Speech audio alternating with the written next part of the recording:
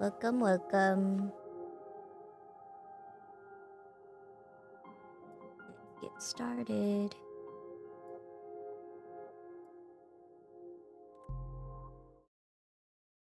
Hi, welcome in, Will.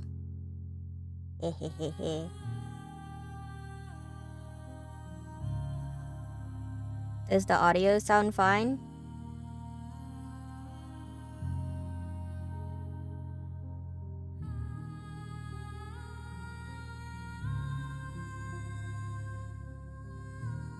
Okay, good.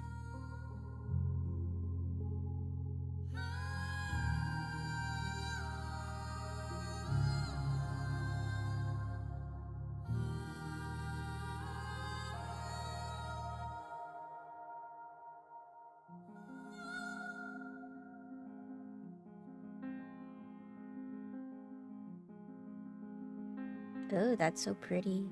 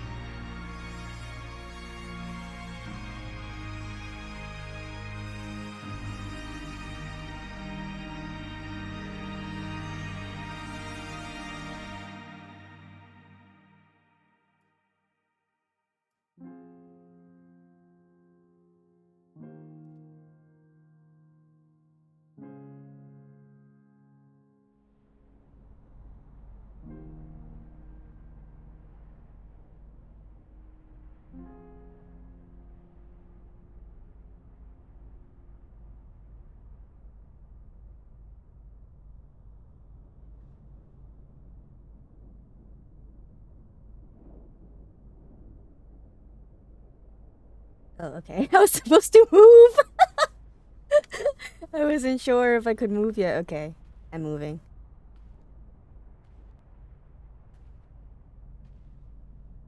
I was just captivated by the beautiful cutscene.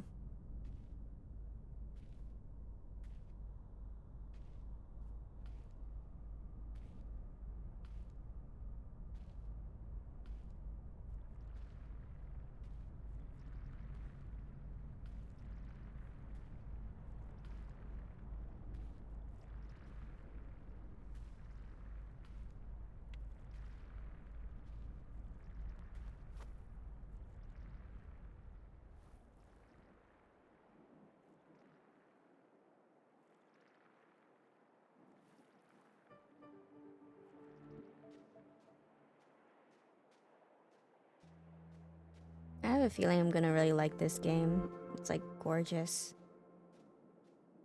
I haven't even really started it yet. But yeah, this game was actually recommended by Tati. It's like one of Tati's favorite games, so I wanted to try it out. Plus, it sounded really interesting.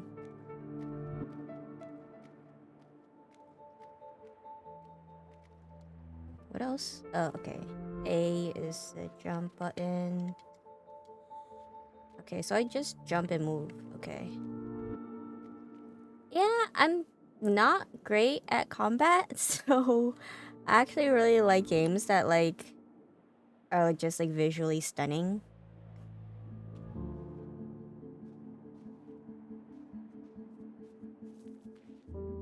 Yeah.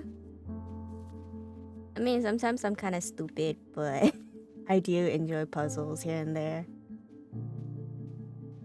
I'm kind kind of sad with Hoa though, because I did like Hoa, but then I didn't want to risk like getting copyrighted for its music and stuff, which was like really stupid, but yeah.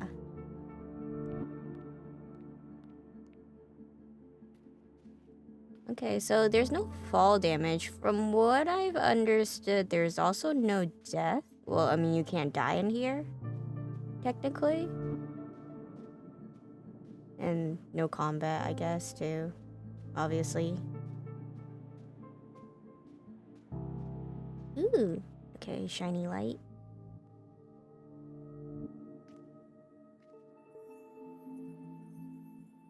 This is beautiful. I feel like I'm watching a movie.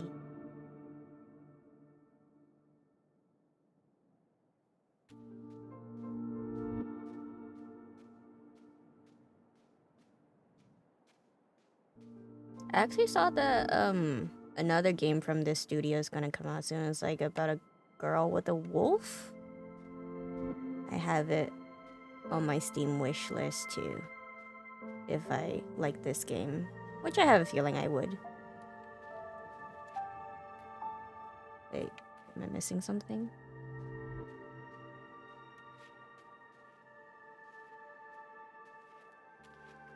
Oh, okay.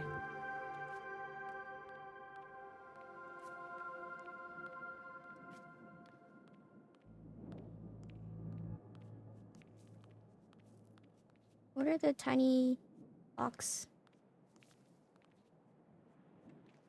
Nice step on you? I'm a little confused. Oh, okay.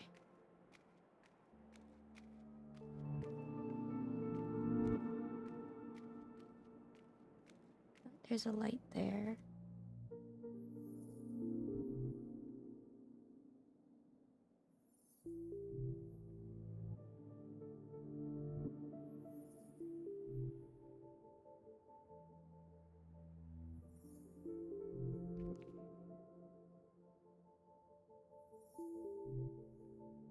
Okay, they're interacting with that, but I have a feeling I might need more lights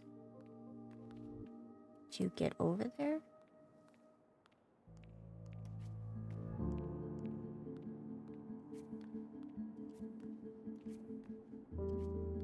Okay. Getting a controller for this time was a better choice. I don't know, like jumping with a keyboard last time was very awkward because I like to use both hands.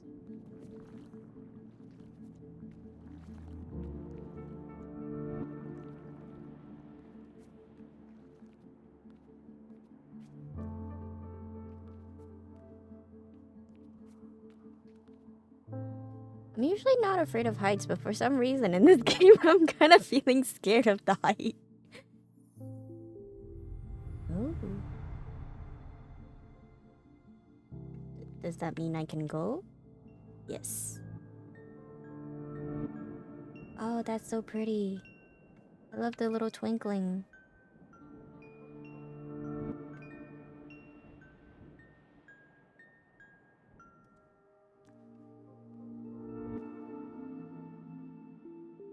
Okay, we have 3 lights. Is that enough? Yes. I thought so. Oh wow, this game is beautiful. I'm enjoying it a lot.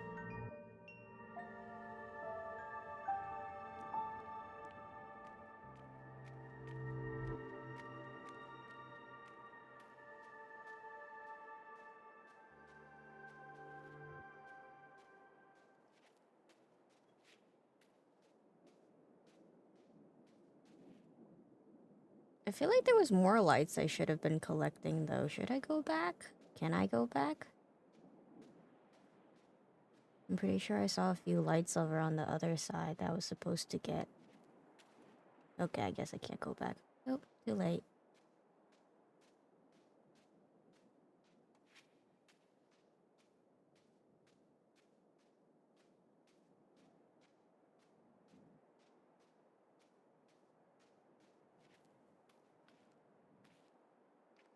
You know what this makes me think of? Like the Katsukan beach, doesn't it have like that hand statue there?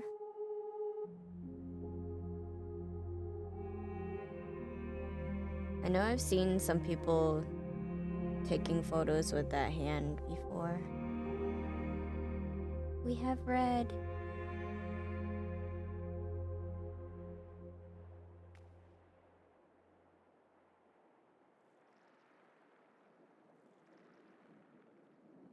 I love this.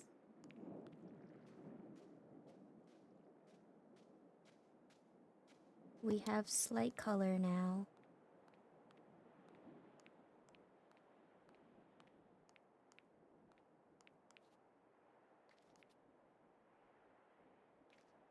This is so pretty.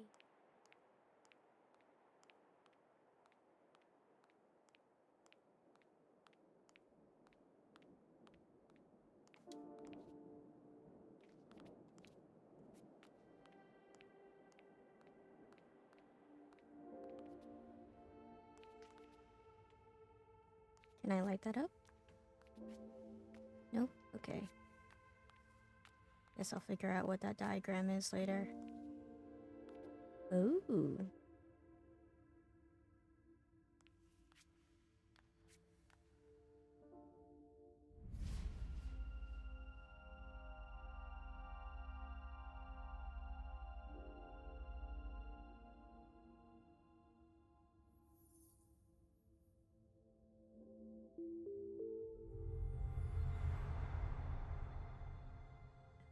So pretty.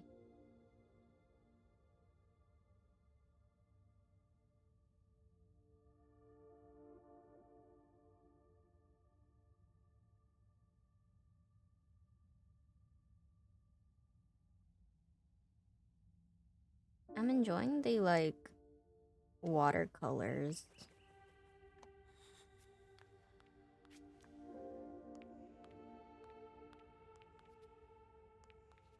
Is there anything on the bottom actually? Probably check. Or I go up. Oh, I can go down.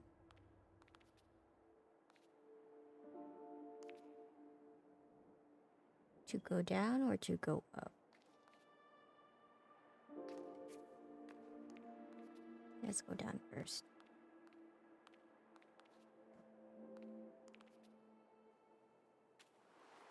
Oh, okay.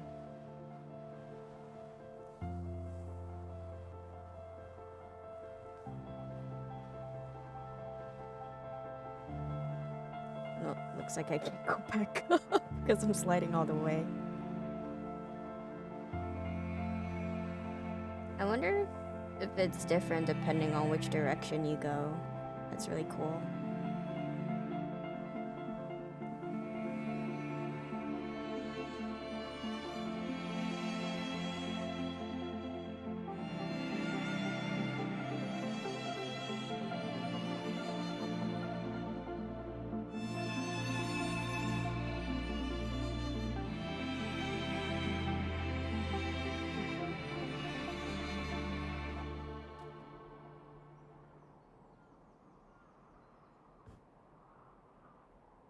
Well, no turning back. Let's go.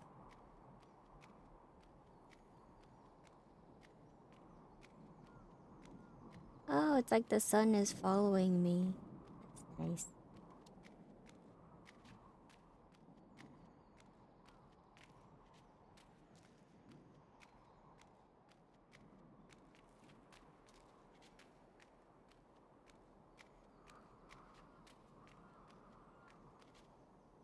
Oh, she auto jumped. Okay.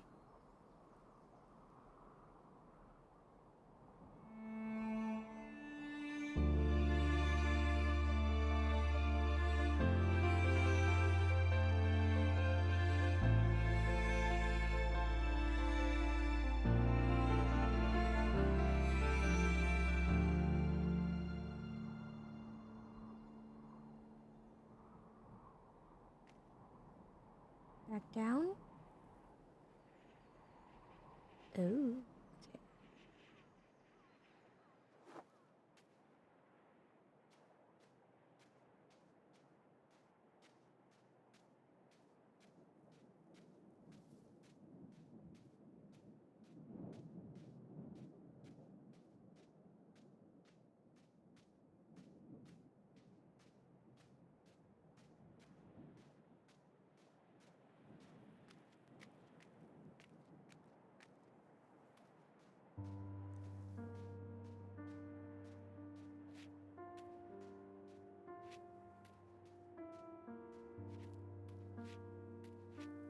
Oh yeah, well, I'm probably going to stream tomorrow because Angie wanted to commission. Oh, I'll talk after this.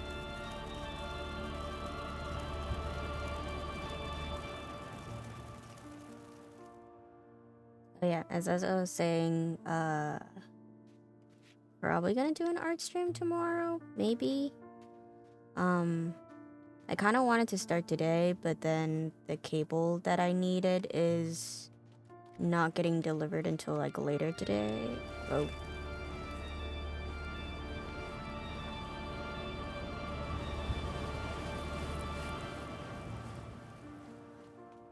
But anyway, it's I'm like going so back and forth. It's supposed to be an art commission for Angie.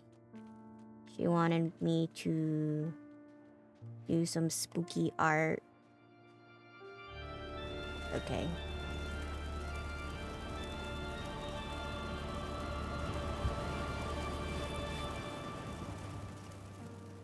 Anyway, Angie wanted me to do some spooky art of her upcoming D&D character. So I will probably try to do that because I have been wanting to do art streams.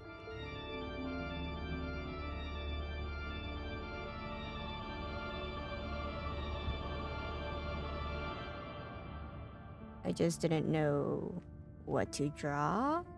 So yeah, once the cable comes today and I set it up, I'll probably do that.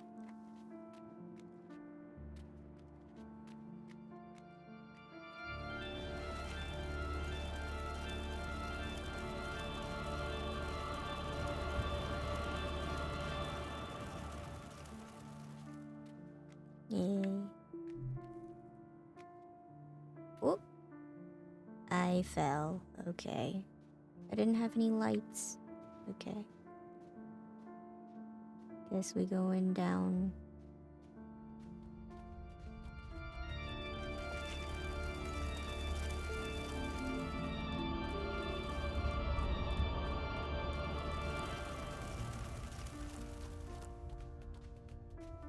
I know it's supposed to be a healing journey. Is this supposed to be what, like the 5 stages of grief or something? What's this one?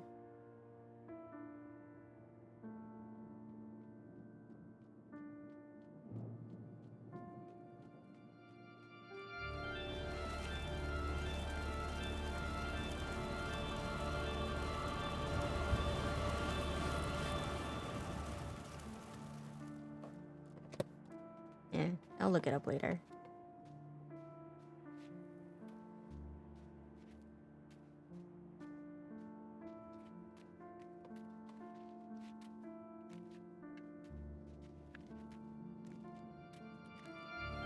Oh shit.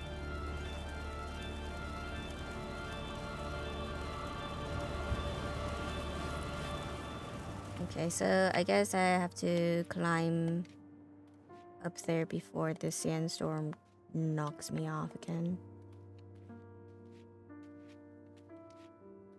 Yeah. I'm so bad at jumping.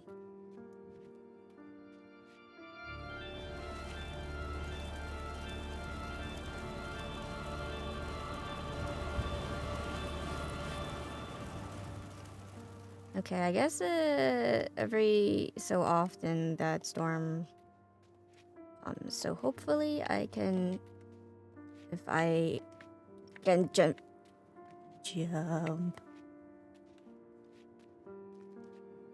Oh, fuck.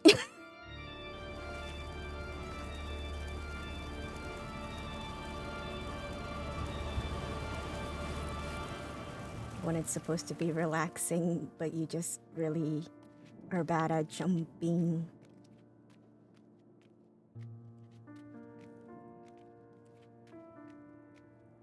Make it, please. Okay. Do I just stand here? Yep.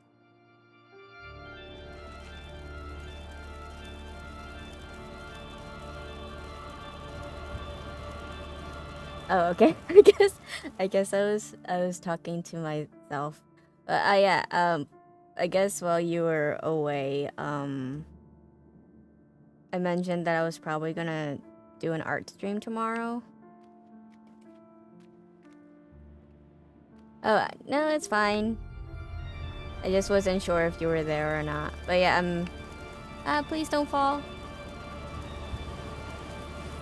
I will cry if I fall.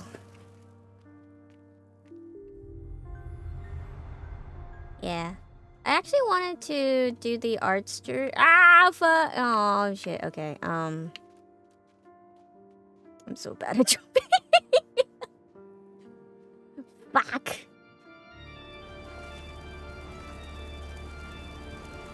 Yeah, I was gonna do the art stream today, but then the cable that I needed was not gonna come until later, so I didn't wanna do it too late of a stream. Ah, fucking bitch.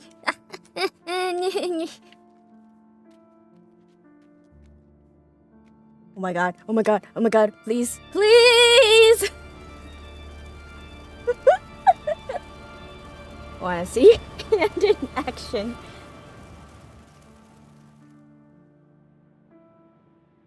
Yeah.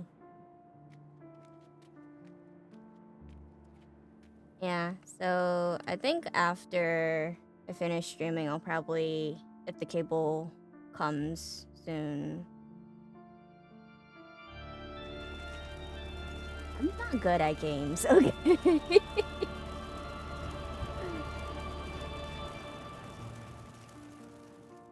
Oh, just like freaking hand-eye coordination things I'm not very good at.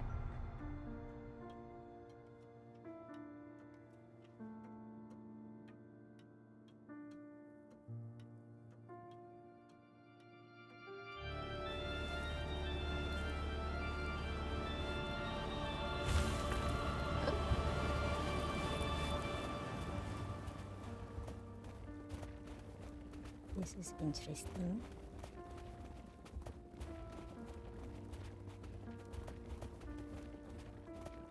I mean, my last stream should have been like enough to see that I am just really bad at games.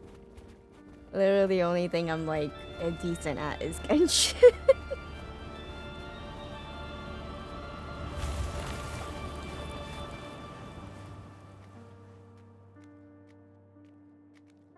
I'm pretty sure like my Twitch description thing about like the about me thing is that I'm just a gamer with a Y. Because I'm not actually good at games. Welcome in, baby. Welcome, welcome.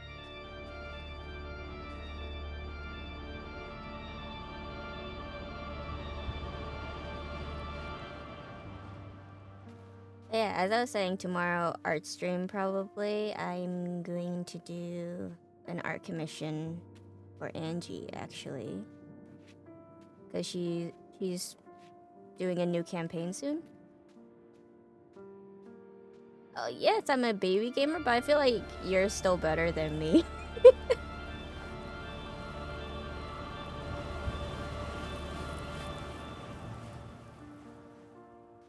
Yeah, different skills, different strokes for different folks.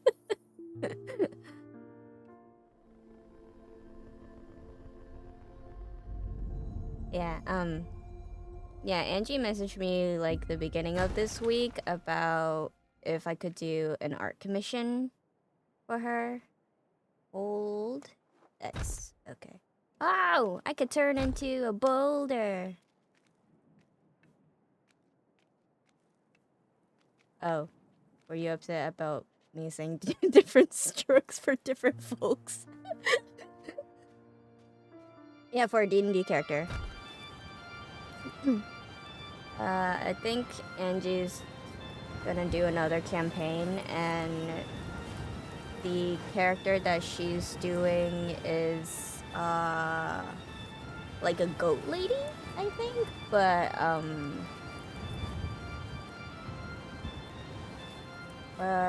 you know, like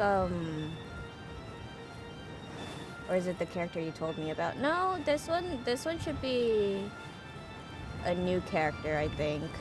Oh, I'm supposed to move forward. Okay.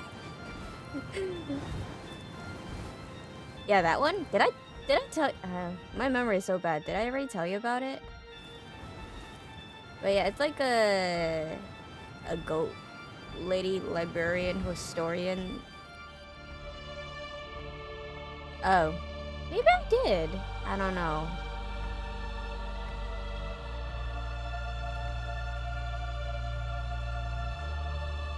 I think I like might have briefly given a description, but oh yeah, I wanted to watch The Mummy afterwards because it made me think of the mom from The Mummy.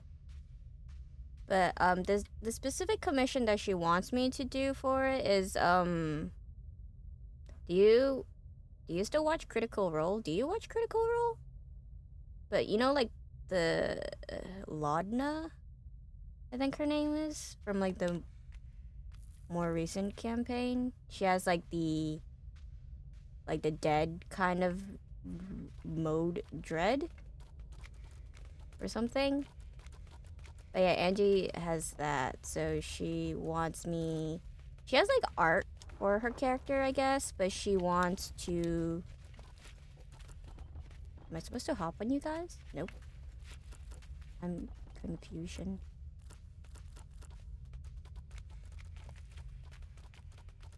Okay. I'm guessing I have to jump on it as it's getting closer. But yeah, she wants me to do like the undead form or something of it to go with like her regular art.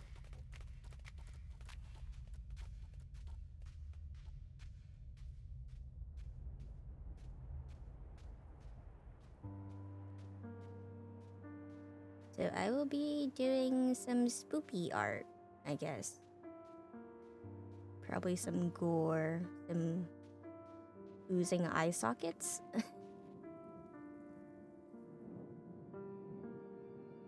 I mean, it's fine.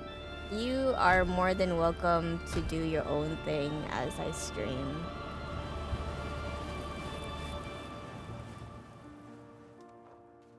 Yeah, spoopy art. Wait, can I not jump on that? Can I jump on this? Yes.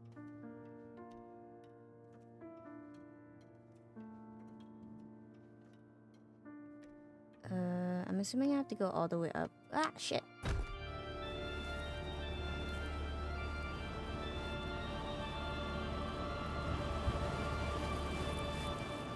Ooh, recipes. I know you like baking. Is it like a baking recipe or is it like a different recipe? Can I not go up there? Hello? Okay. I just needed to hold it longer. Good.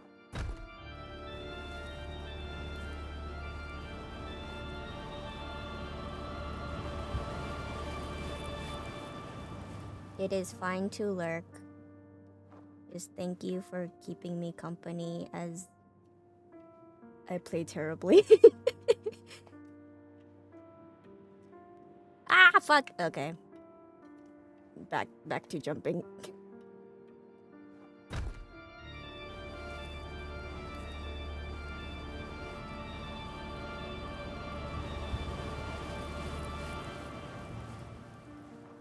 E. Yeah, Angie was talking to me a little more about her character. How when she uses one of her spells, I think. Okay.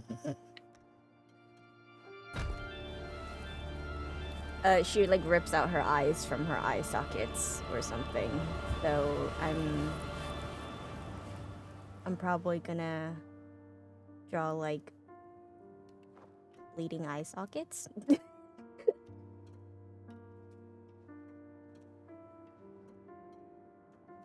Probably some green glowing eye sockets and eyeballs in her hand. And I know that in the outfit she like wears like a veil, so I'm probably going to have the veil covering her face, but it's gonna be like shit.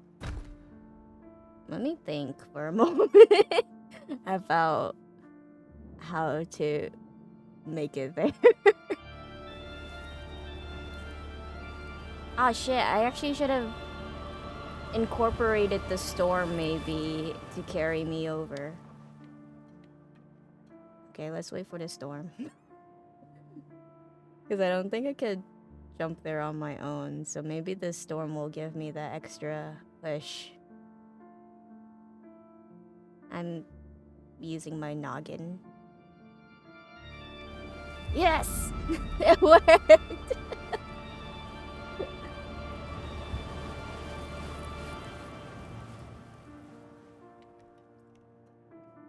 Okay, what do I do now, though? Yeah, I don't think I have 2 lights, though. Fuck, where was the 3rd light? Fucking bitch. Was there a 3rd one?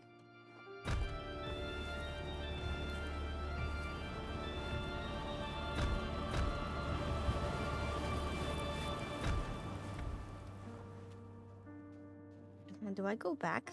Maybe I have to go back. I think I need 3 lights to activate, and I only have 2.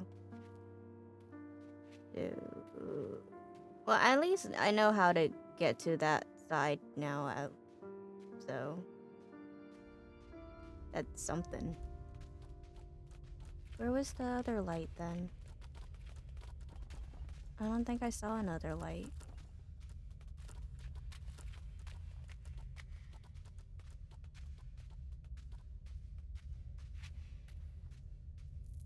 Anything here?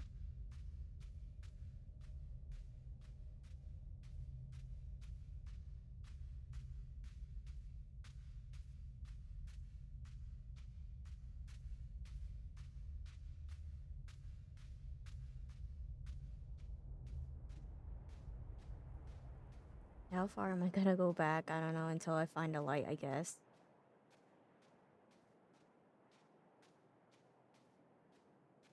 Because I can't move forward over there. Well, it gave me that.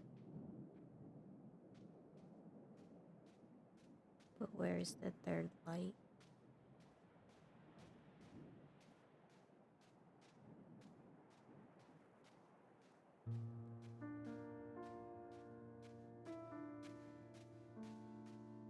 I guess to quote Hermione Granger, how could I be so stupid? I checked out this book months ago for a bit of light reading.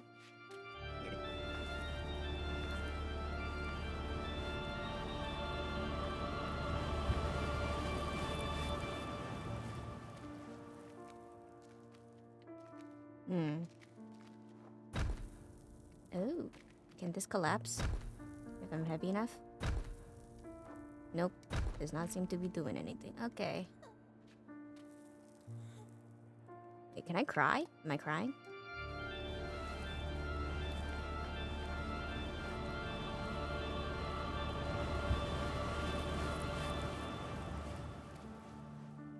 Okay, I can't go back any further.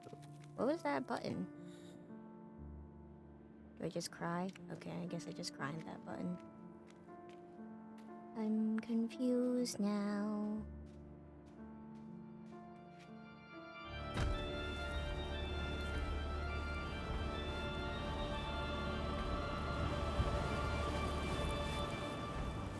I feel like I'm missing something. I'm definitely missing a light somewhere. But where is it, is the question.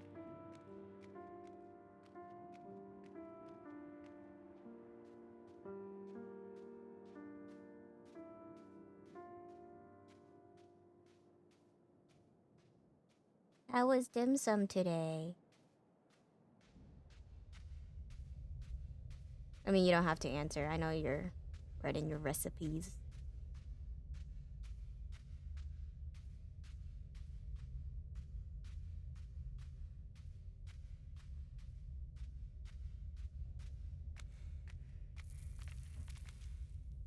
Wait, what if I used it here? Oh, hello.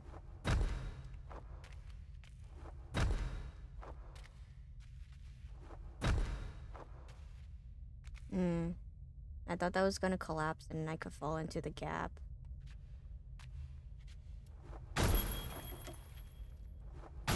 Aha!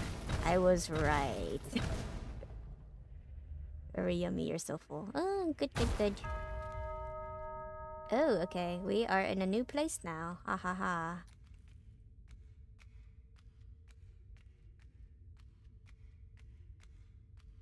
Oh.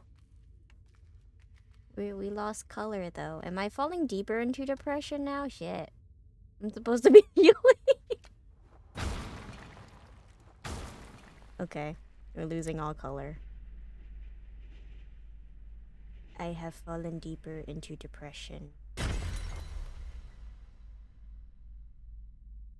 We've lost the only color that we had.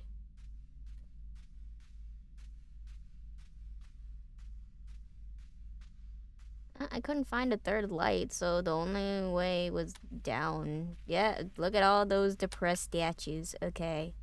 And I'm not healing.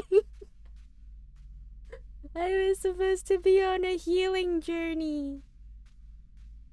I'm only getting sadder. This is really pretty though. I like the butterflies or the moths in the reflection thingy.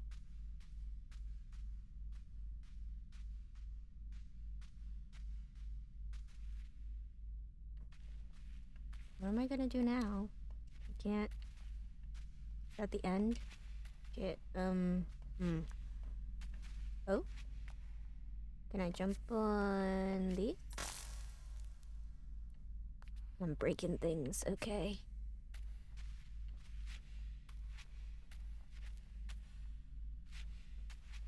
Was there a point in me climbing that statue? What happens if I break it, actually?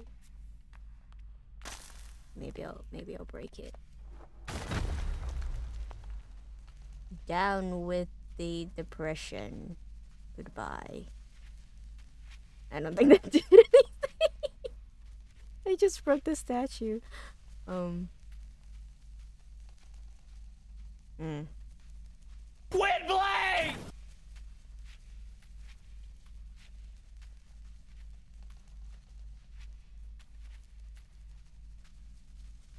Real moth hours, yes. Hello, first time chatter. Nauseum? Oh shit. I'm confused. What am I supposed to do?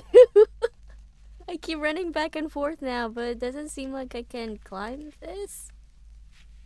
Oh shit. Am I stuck now? There's no down or up. Can't break anything.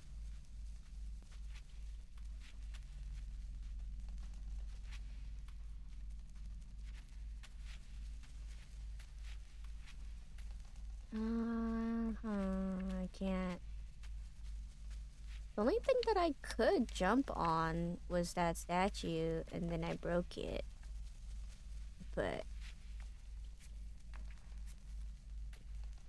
okay, now that I've broken it, I can't climb on it, so... I am confused. Okay, I can break this one. Was that supposed to do anything? Okay, destroying my inner demons. Hello?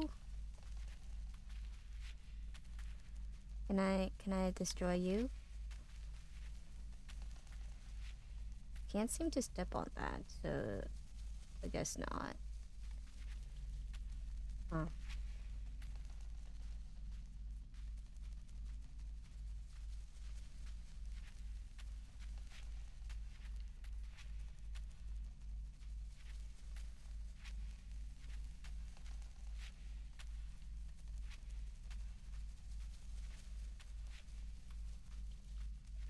What's inside? Oh, okay. I found my answer.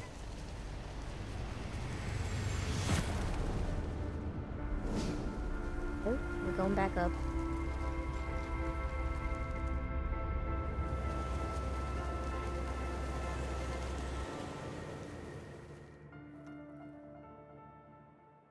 Okay, so destroying was the answer. Violence is the answer. Okay, that way.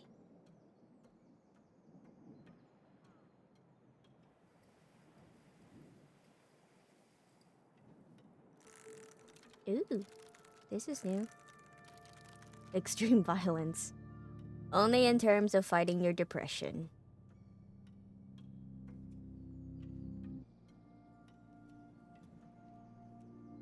Going up, going up.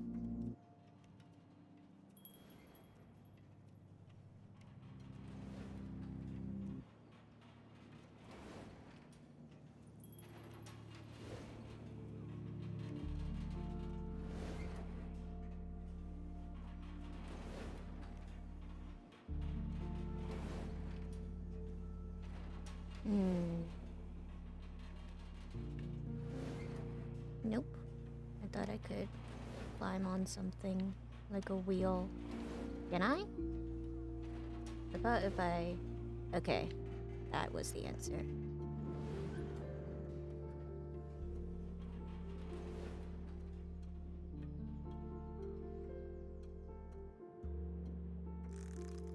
Oh, okay. I didn't think I could make it if I jumped. And thank you for giving me a thing to stand on. Oh, this is so cool. I love this. Yeah, we have gained the color red again. Good, good.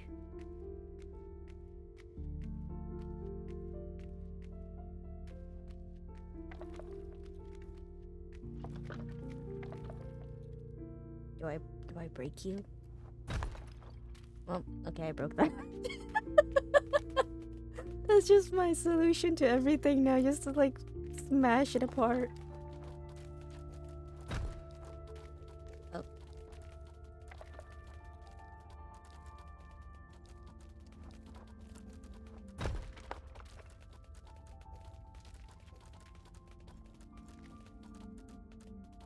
Help a buddy out, Mr. Rock. It's not just a rock, it's a boulder.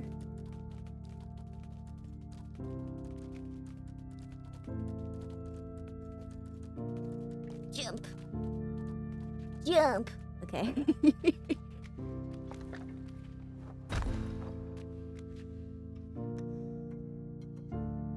I like how like when I jump, actually my body moves in the same direction that I'm trying to jump.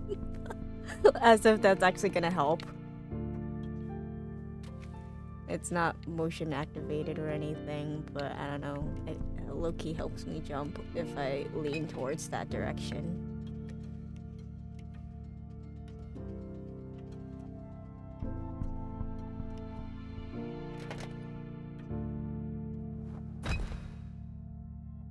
Is it supposed to do anything? Aha! It's always the jump and fall.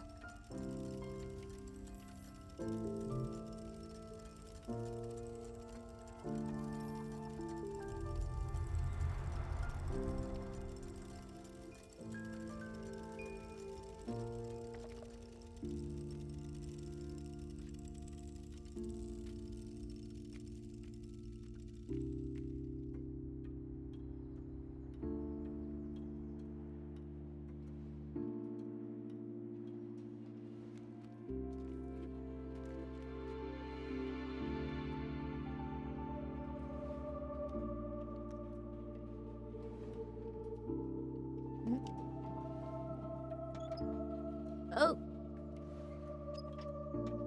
We got some wobbly tower right here.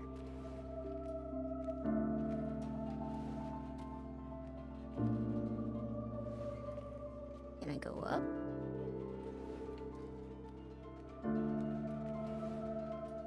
guess I'm... What am I supposed to do?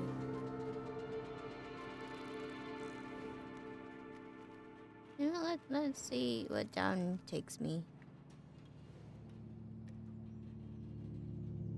Well, it seems to be suggesting I have to go back up.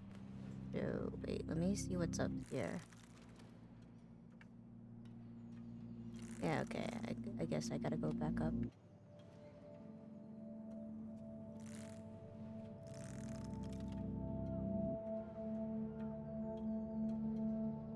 Okay, so I gotta make it up there to get that light.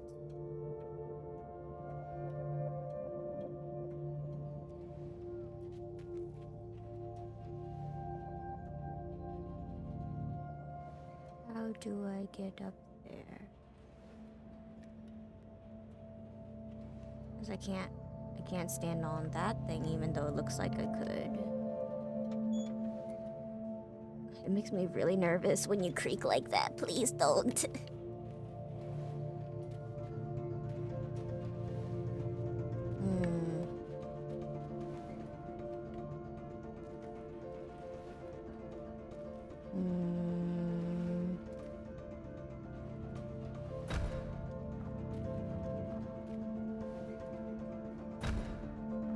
That does not do anything. That is not the Lulu this time.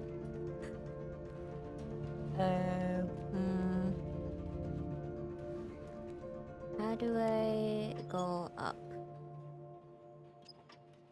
Please stop leaning.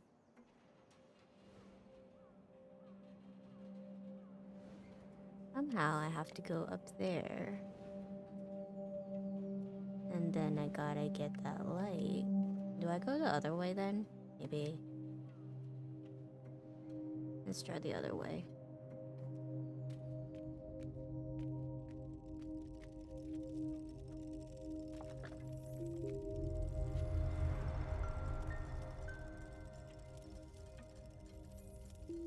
I don't have enough lights though, so I do need that one.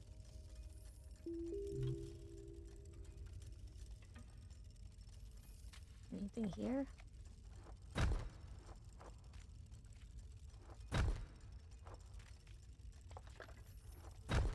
That did nothing. Okay.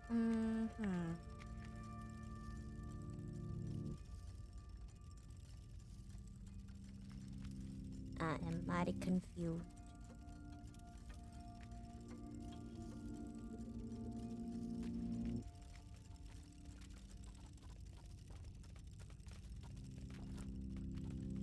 Anything here?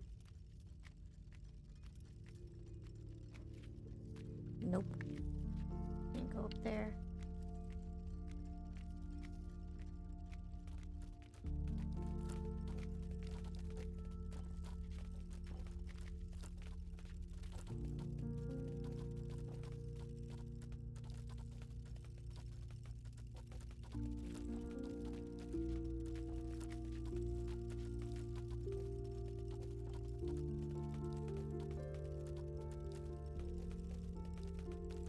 Jump.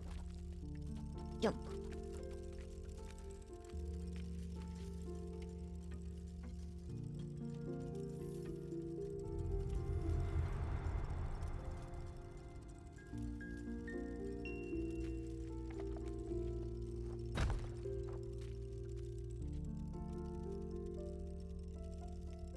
Is there something down there, or was that the okay, yeah, that was the same thing that I just jumped over. Okay. Exploring all possible solutions.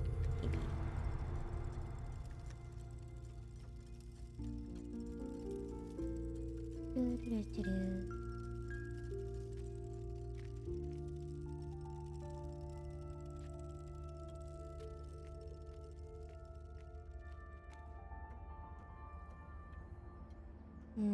Okay, back to this spot. Which I have to figure out some way to go up. And I still don't know how. Oh yeah, by the way, BB, I started another Korean drama that I could do story time for you eventually when I see you again. It's kind of interesting. It's a Korean drama about the toxicness of being an influencer, basically.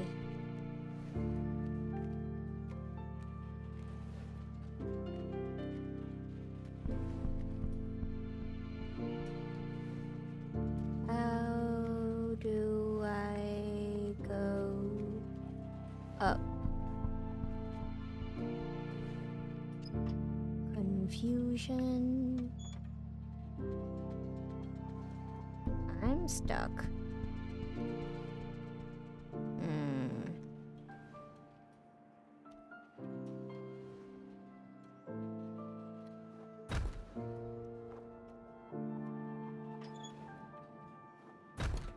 Oh.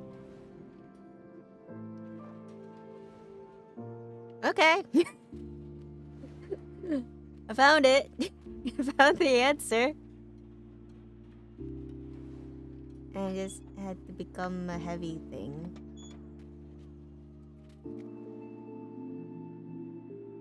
Aha. I did it. We did it. We did it. We did it. Yay.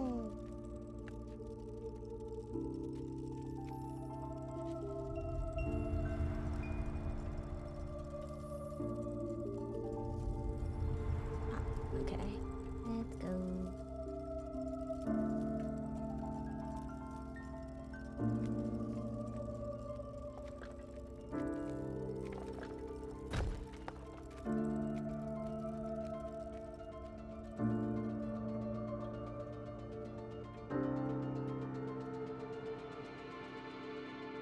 I felt like that took me longer than it should have.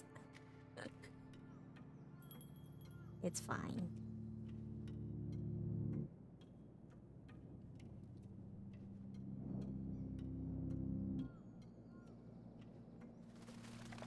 Oh, more mobs.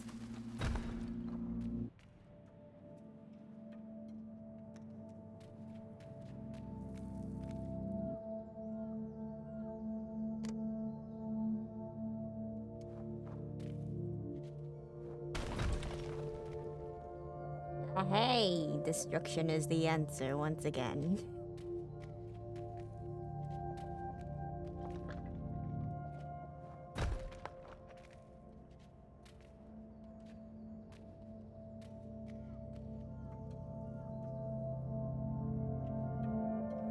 Whee!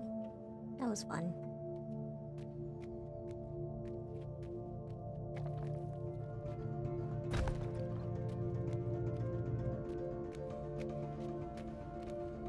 Oh, am I back here again? No, this is a different place.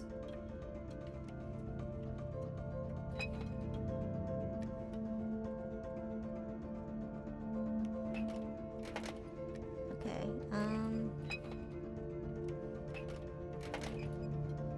shit, okay, okay, that worked. I'm assuming it does something if I destroy every single one of those things.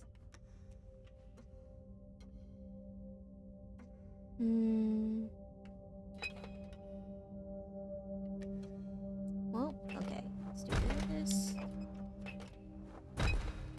Oh, maybe I should stand in the middle.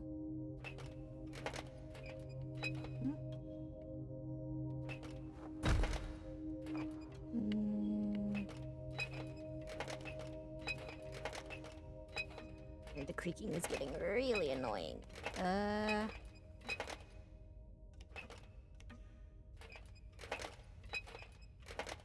to get in the middle to see if I can smush them both at once. Nope. Okay. Just one at a time. Got it.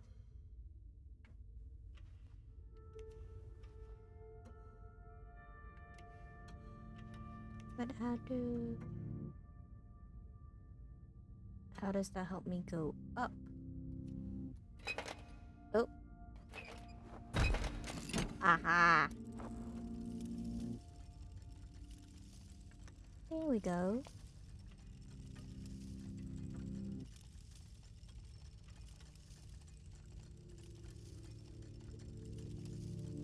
Which way do I go first?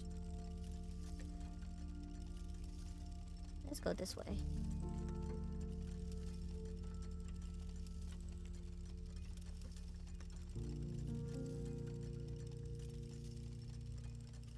Ah, shit. Okay, okay, this way. This way.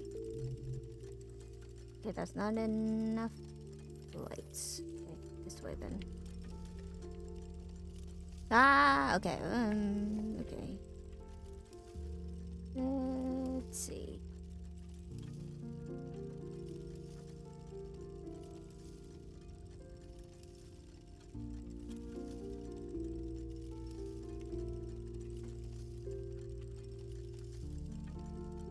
Let's try this way first.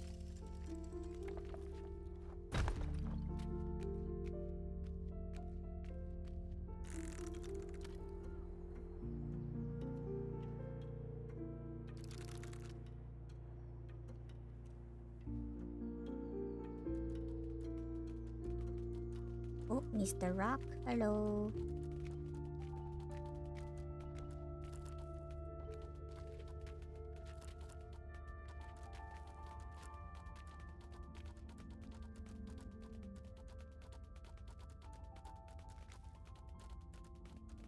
I can only assume that I'm supposed to destroy the top half of him with all those loose rocks. Apparently so. Where are you going, buddy?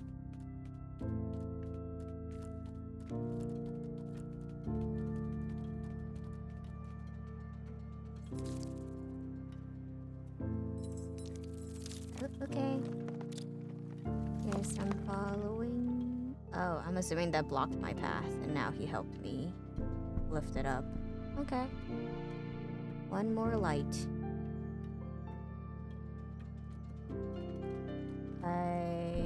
I can't see how many there are. 4, okay.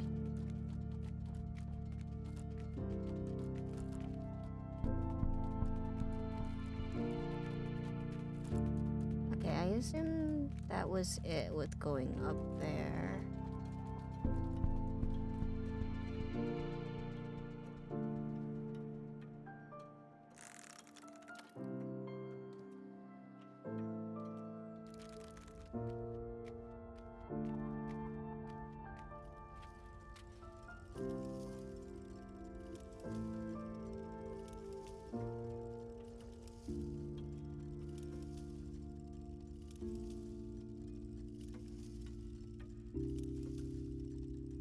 Okay, let's go this way.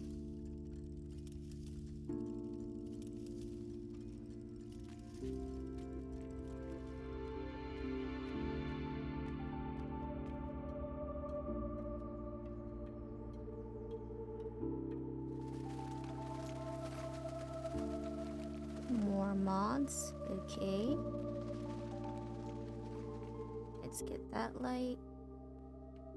You, can I not?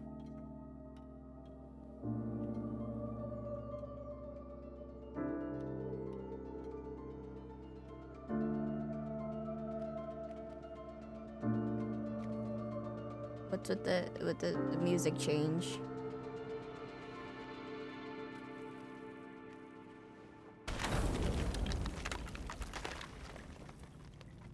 Okay, okay. That's supposed to... They're going up too high now? Oh, nope. That's just high enough.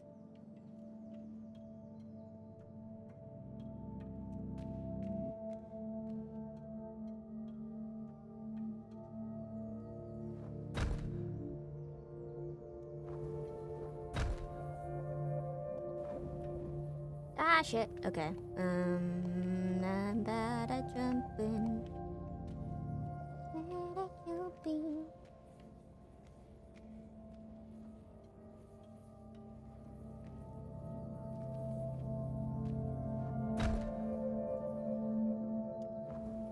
Run! Ah, fuck. Okay.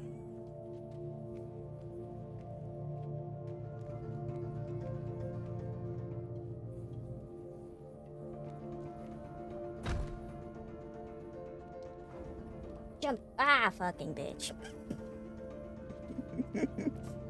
How many tries is it gonna take for me to finally get that? We'll see.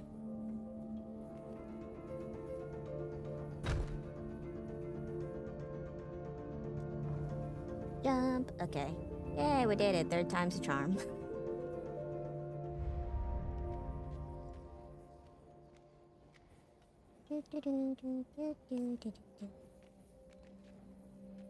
And nope. No jumping. That's too high. Okay. Well, off we go with 5 lights.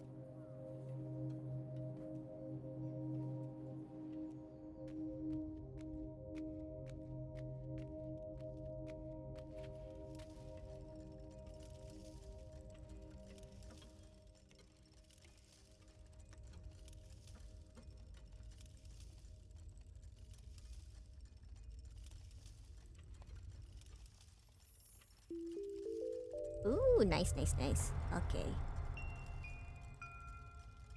The twinkling is pretty.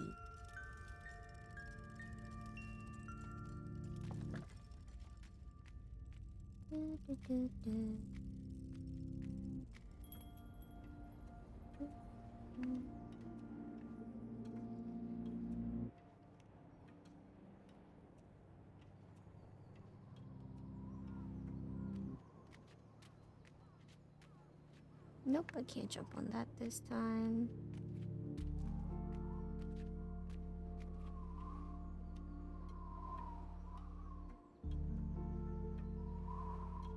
Nope. Okay.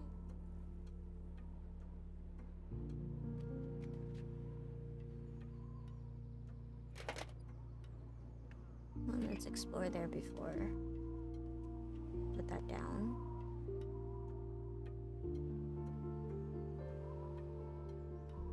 Okay, I'm not gonna jump off. Let's go to that thing again. Yum.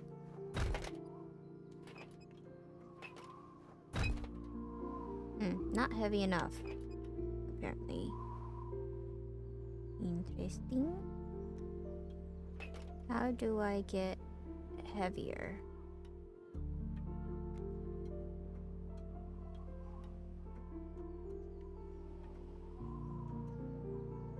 Okay, I can't even go on that.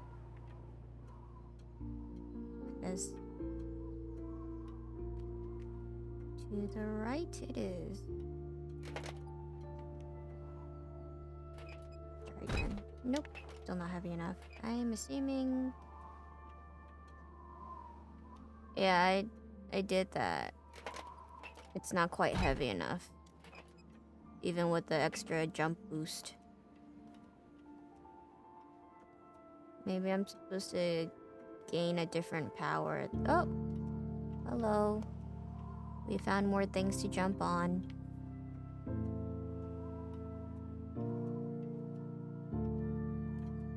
This game is so fun. So many things to explore and find what you can and cannot jump on.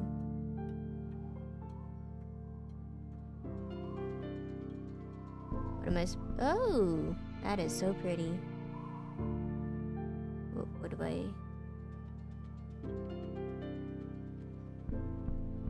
What was I supposed to do here, though? Okay. Can't jump off of that.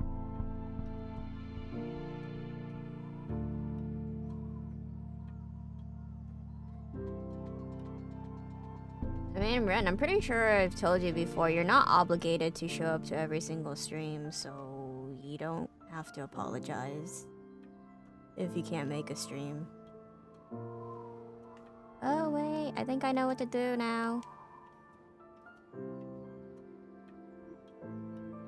If just jumping a little bit was not enough, then maybe if I fall from like a higher height and then fall. No, that was not enough. Okay. I just didn't think it would hurt.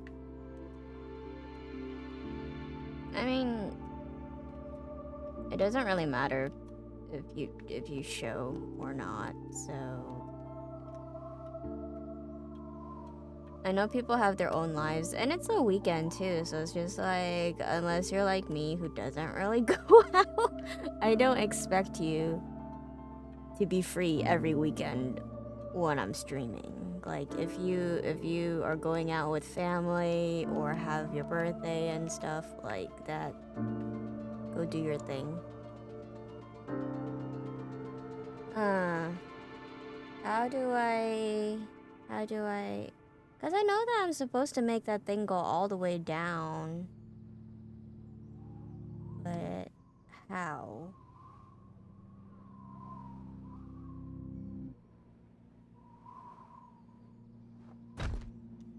That does nothing. Okay. What am I supposed to do? Because I couldn't jump off the edge. Won't let me. Okay, so what was the point of this? Hello? Maybe I'll try it one more time. Jump and then fall. Ah, not quite enough? Maybe that I'm getting closer to it. Maybe I just have to get the timing right with the jump. Because that almost made it for a second.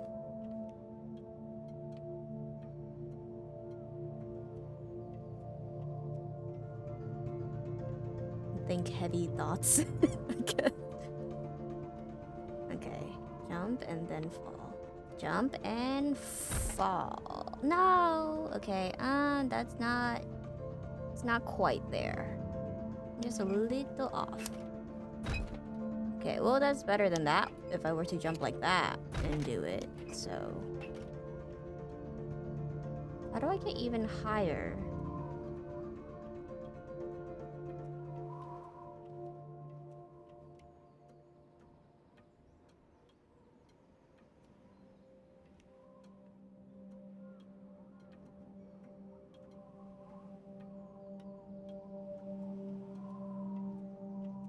I literally can't go anywhere else, so unless I get past this, I'm not moving forward in this game.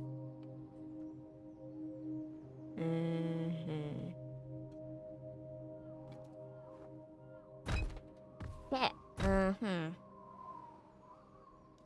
Well.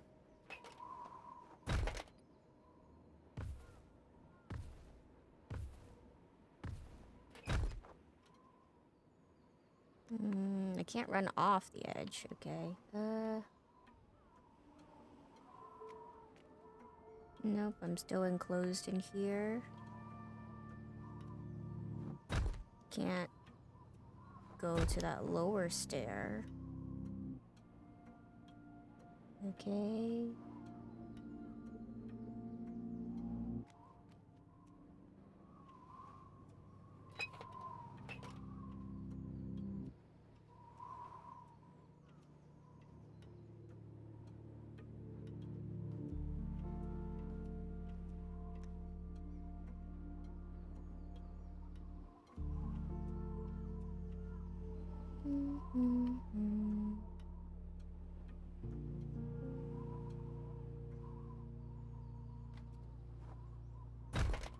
Ah, shit. Still not. I think that was the highest I could go. I even gave it like that extra jump too. It doesn't seem to... Maybe I'll try it without the jump.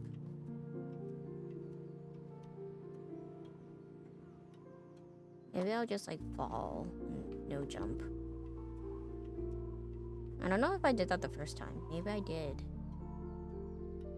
Fall.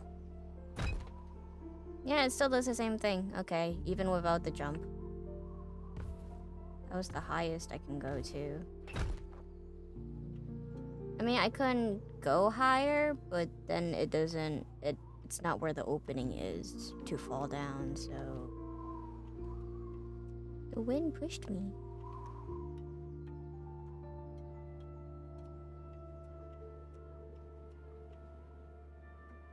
Yeah, because like I can run this way and then fall off of that, but that doesn't help me with that mechanism. And I can run to the other side, but it's not falling above that mechanism either. It just lets me see the full view. That's it.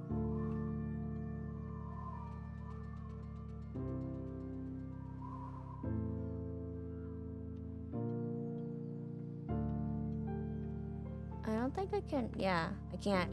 Can I climb on it? Oh, look at you, BB, so smart. I'm so stupid. Okay, let's go. Fall. Okay. I think I assumed that I couldn't climb on that thing because the rest of them had like double thingy. Ooh.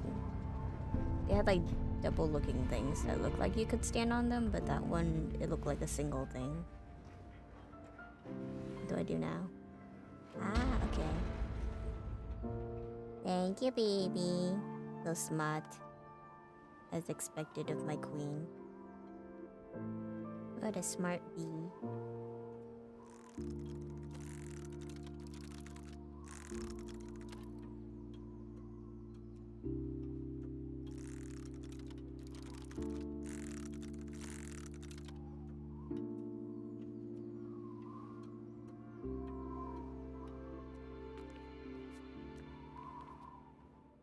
Ah! Okay.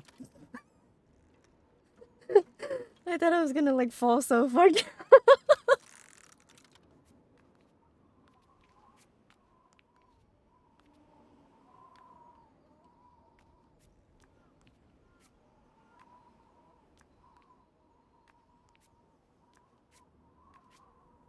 And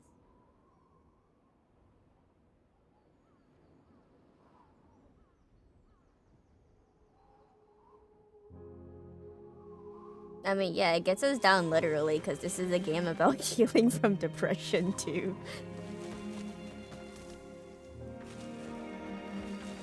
Hey, we gained more color into our lives. Now we have red and green.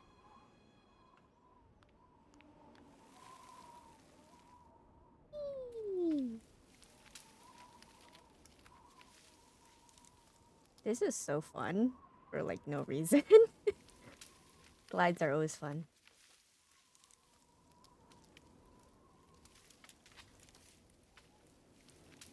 There's more where that. Yeah, I've seen you and your puns and stuff when you've been on BB's Suika stream.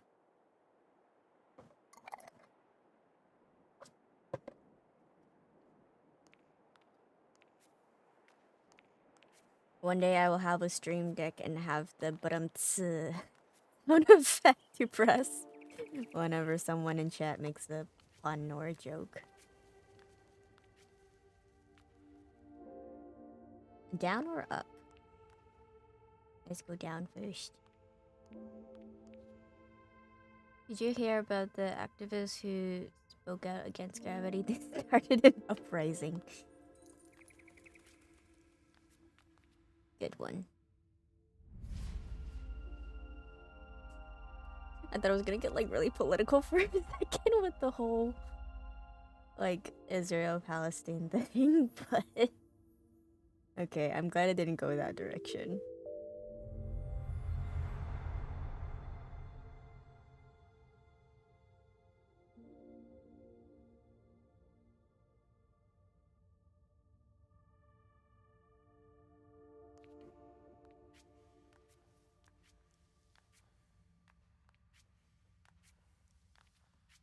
What goes up must come down. Okay, I guess I can't go that way, so back up we go. Jump, jump, jump, jump, jump, jump, jump.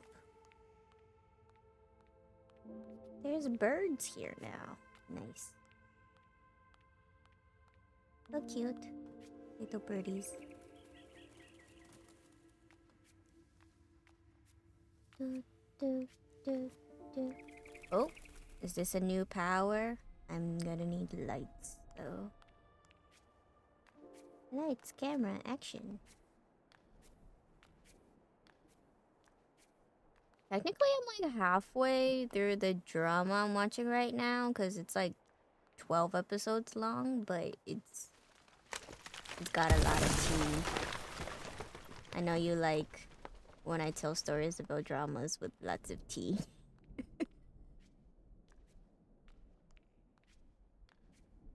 It's on Netflix too. I actually like a lot of the new Netflix dramas because they're like a lot shorter than the freaking like 30 plus episodes that like other dramas have. This one's like 12. Yeah, it's like 12 episodes. If there's no part 2, I think. But I don't think there's a part 2 from the direction it's going. It seems like it's gonna get to the climax really fast for this one. Way TV show recounting is one of my favorite things. I mean, I could talk about it right now. I got time. So this drama is actually called Celebrity. And it's like about this girl who before had like no interest in like social media because she's just trying to like get by her day-to-day life because from what I get, her family used to be rich, but then she had to drop out of like college and stuff. Like she got accepted into Yale or something, but then she had to drop out because her dad had died, and then her mom ran the business down and they became bankrupt. Celebrity. But there's like a lot of backstabbing and like death and yeah, just like cat fights and stuff like that in there. But from what I've been watching from it, yeah, so she's just trying to live her life, and then one of her coworkers is like following all these like social media influencers, and it's just like, oh my god, there's like this drama between this social media person named BB Mom, I think, and then BB Mom and some other person, I forgot her name, but that person doesn't even show up in the show, so I don't think she's important anyway. I actually thought the BB Mom would like have more of a part, but she only showed up in like the first couple of episodes, and then like after the whole cat fight and then getting like blacklisted by the social media community, she doesn't really show up anymore. So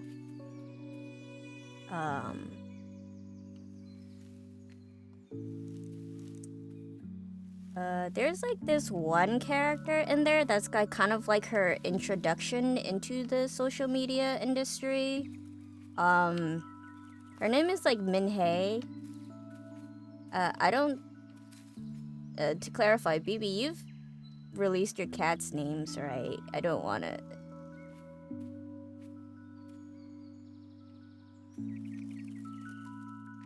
I know you've released Stinky Chunker's name. Have you released Princess's name?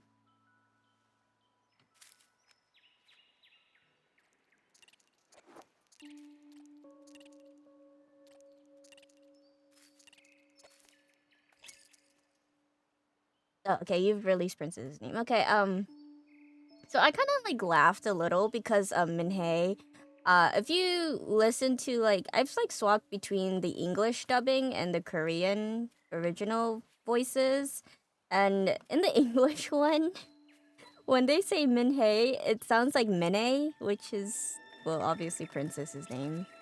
So I like laugh every single time I hear like when I swap to the English one on occasion if I'm like just trying to have it in the background and listen. And they're like, "Oh my god, Minnie!" And I'm like, "Hey, it's BB's cat." But yeah, like I said, the main girl, her name is Adi. I'm just gonna call her Ari, just to make it easier, like Ariana or something. So yeah, the main girl, her name is Ari, and her coworker, She currently works in like a door-to-door salesman and is selling makeup to like these rich ladies or like the housekeepers of these rich people. Ah, shit. Ah, it's all about timing here. I'm just gonna take a break for a second as I tell a story then. Um, so yeah, yeah, like I said, Ari and her coworker, they like sell like makeup products door to door to like housekeepers and other people. And so she shows up to this like house one day, and it's like the house of like this very elegant, like not super outspoken CEO lady, or like a wife of like some big lawyer hotshot. Um, she's within like the circle of influencers, but she's not really like a huge person herself. Like she could easily get like millions of followers if she wants to. She just doesn't want to involve herself in that because being in that circle, she's not willingly in that circle. It's just so happens that she's rich and her sister-in-law is like one of the top influencer girls, hence why she's like in that circle but doesn't really want to be. And yeah, so Ari's selling products at her home, but she's currently not in the house obviously because like the maids are supposed to be working and stuff, but clearly they're not if they're trying to buy beauty products and skincare from her. And she's like at a meeting because like I said with the coworker, where she's just like, oh my god, there's like tea between like these two influencers and they're like backstabbing each other. And throughout their backstabbing, they're like calling out other influencers within this little circle here. And so they're at that meeting and they're like, oh my god, like, should we like just sue all of them? Blah blah blah. Like, oh, they're like, this is defamation, and oh, we should cut them out of our like little group and stuff like that too. Ah, shit. This is why I can't multitask. Yeah, I'm just gonna continue with the story. Yeah, so like Minhe is like part of this group and like the sister-in-law to this CEO lady. Her name is like Cherry. I'm just gonna call her Cherry. I'm assuming that's what the naming is aiming for anyway with hers. So like Cherry is like the main like queen bee of this group. She's like the boss of them all. Like she's like yelling at them if they're like doing the wrong thing or doing a live stream at the wrong time and stuff like that. And so they're just like, oh, we should like sue them, we should cut them out, blah blah blah. And then eventually like their little get together talking about this tea ends, and then the CEO lady actually goes home earlier than expected when our main character Ari is still inside there. And she's like scrambling to get like the makeup products like off of the table and like hide. And then the maid like runs to the door to like greet her and be like, oh, like nothing suspicious, like, oh, you're home early today, how was your little meeting, and blah blah blah. And then the maid is just like, oh shit, as like the CEO lady like turns towards the living room where Ari was at. And then she thinks that she got caught, but then there's like nobody in there, and she's like, oh, where did she go? And then it turns out she was like hiding in her closet, her giant ass closet, which we are just like, wow, look at all those friggin' brand name shit as expected of like a Miss CEO lady. Like they like literally do like a pan around the entire closet. It's like, friggin' the closet is bigger than my room. It's like filled with like Chanel and LV and like Dolce and Gabbana and just Givenchy and Hermes and whatever other brands there are. And yeah, so like the CEO woman is like still on the phone with like her husband. Like she's talking about like, oh, like I tried talking to your sister Cherry today. She's just like so caught up in being like the queen of the group. I'm like trying to teach her like morals and things and trying to teach her not to be so hot-headed half of the time, but she like doesn't listen to me and stuff. Like, can you just like talk to your sister or something? And I don't know, her husband doesn't seem to appreciate her. She just seems like to be a trophy wife basically. But he's just like, yeah, like I'll like talk to her and stuff. And then like as she's having the conversation, she like elegantly like takes off like her silk scarf or something like that. And then like Ari is like peeking from like behind these clothes that are like hung up. And like she can't help but stare because she's just like, oh my god, like this is the type of person I want to be. This is the type of person I could have been if my family didn't go bankrupt. Because like within Ari's like little circle of regular friends and stuff, she's like known to be very like fashionable and like well kept, and her skin's really nice and blah blah blah. Like she still has like the air of being a rich person. She's just not rich anymore. And she's just like also really good at finding bargains, I guess, because a lot of people like throughout this episode like compliment, oh my god, your like fashion sense is like so well, like as expected of like the top seller of this door-to-door sales person company. And she's just like, oh, like this little thing that I'm wearing right now, this is like a jacket that I bought at this like so and so store for only like $7. And then these pants right here were only $50, you know. And then they're like, oh my god, like hook me up, like I want to be as fashionable as you, blah, blah, blah. And they're like, oh, you really have like a knack for this. And she's just like, whatever. Like, I don't even have social media. I'm just like trying to find the best deals and stuff all the time. And eventually she does sneak out of the house when the woman leaves. And then, but she can't like stop thinking about her and like how elegant she was and stuff like that. And then she's just like, oh, I kind of miss being in that universe. And like I feel like she's like very naive and stuff because like she only remembers like the best moments of it, but I guess like because she lost her fortune like right after high school and like about to go to college, she didn't like see the cattiness of it quite yet because all she had were like good memories and stuff like that. So she's like thinking her like mom comes in because she lives with her mom obviously because they're like broke now. They have to live together.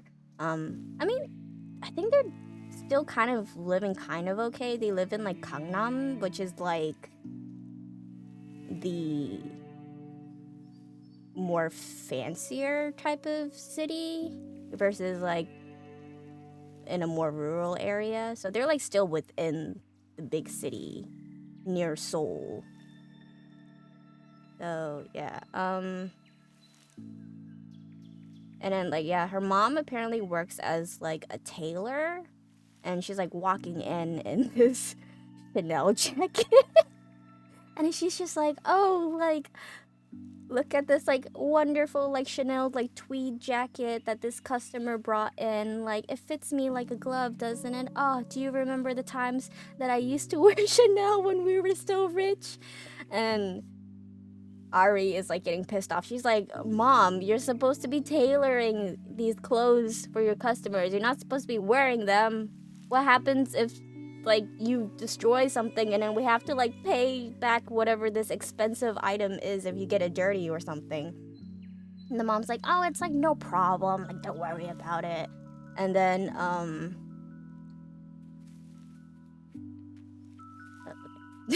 I tried. So like Ari is like lecturing her mom, blah blah blah. The next day comes, and I guess like the boss, his anniversary is coming up or something. So then you never actually see the boss, but it's like told to us that she's sent on a little errand with that coworker friend. I forgot what that person's name is. I'll just call her coworker.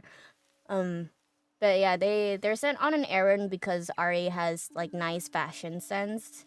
So they're just like, oh, it's my wedding anniversary. Go to Bulgari and help me pick out a necklace for my wife. So she's just like, okay, I'll do that. I'll just be in and out of there. And then the coworker is just like, oh, like we should like make a little trip out of it, you know? Like say that you're buying something for yourself so then like we can try on a few things too. Instead of like saying that you're just on an errand and then we only get to look at that one item. But then she like goes and she like doesn't give a fuck and she's just like, oh, I'm here to buy something for someone else. And her coworker gives her like a little glare, but is like, fine, whatever. Be like that. And then so they like buy the necklace. She buys it in like rose gold. I don't know. I guess rose gold is a prettier color too, so whatever. Um and then as they're about to leave the store, Mine Minhei comes into the store with like her friend that's like kind of like a lackey basically. Cause like she doesn't seem to be like really famous herself, but she's like glued to Minnie like half the time. So she's like very much like kind of in it for like the fame too, because like Minnie's like also one of like the top influencer girls too. So like if whoever she follows is kind of bound to get some sort of attention too, and then people will follow them also. So she's in it for the clout. And like Mene, she's just like, oh my god, like I can't believe like BB mom is like dragging all of her names into the mud like this. Like I don't want to be like associated with BB. It's just really funny, the names. She's just like, oh, I hate BB now. It's funny because it's Mene saying that. But yeah, she's just like, oh, I gotta like find a way to like cut off BB from my life. Like I don't want to be like her friend anymore because like she dragged us all into like this big mess with that other influencer. And then she's just like, oh, I need to like stress shop right now. As she's carrying like 10 bags, like 5 in each arm as is, and her lackey. Yeah, I know. I know. Yeah, I know you love Minnie, and I know that Minnie loves you too, but in this drama, Minnie hates you. um yeah, Minnie, she's just like, oh yeah, I need to like stress shop as she's like carrying a ton of bags and her lackey's also carrying a ton of bags. And then she's just like, oh, there's like this like social media influencer party happening soon. But it's just like BB was my +1. And she's just like, oh, like I could consider like bringing you, but like I know that your husband doesn't really like you having social media and stuff like that. And then you can very see like the lackey very much wants to attend this party. She's just like, I know it like really sucks that like my husband doesn't want me to have like social media and all that, but it's just like he already hates the fact that I do have Instagram and I do have some followers from you and blah blah blah. And then they enter the same store as Ari. And then this is like the moment oh well, I mean it's like not really quite there yet, but I'll continue. So they enter Bulgari and then like Mine is just like, oh, I would like to like look at like this so and so like serpentine collection. It's like the jewelry set that kind of looks like a snake wrapping around or something. And as she's like trying to shop for the collection, um Ari and the coworker are like off to the side because they already bought the necklace, but the coworker wants to take a picture with the bag and like put it on social media as if it was her buying something because she she wants to be famous in her own way too. You can clearly see. And she's just like, oh, like help me take a picture, like holding the bag. Let me hold the bag for you. It looks so heavy. And Ari is like so savage. Like she's like known to be like a very like outspoken, like straightforward, truthful person. So she like is like, what's so heavy? It's just a necklace. And she's just like, you just want to take a picture with this and then make yourself look good, don't you? And the coworker is like, yeah, you know me so well. Like, come on, just be a pal for me, okay? And then Ari's just like, fine, I'll take a photo for you.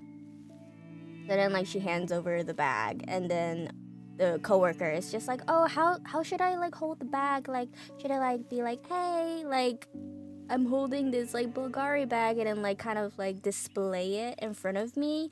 Or and then she's like, oh, but I've seen like some influencers just like put the bag down on the floor, like they don't give a shit that they just like bought like $1,000 plus item or something. And then Ari's just like, oh, I think you should like hold it in your hand because like I think it's more classier if you show your appreciation for something rather than just being like, oh, I don't care if I drop like $1,000+ and just like set it onto the ground. And she's like, that seems kind of like really disrespectful. And then like as she's saying this, Mine overhears the conversation and she's like kind of rubbed the wrong way because I'm guessing she feels called out because she's probably one of those influencers that do put the bags on the floor like I don't give a shit how much money I spent. So she like turns around angry at first until she sees Ari's face because we find out that Ari and Mine were actually high school besties. And Mine used to be poor. Well, I mean, like, not quite poor because they went to the same school, but poorer than Ari used to be. And now Ari's the poor one and Mine's the rich one with, like, a CEO husband that sells sports cars.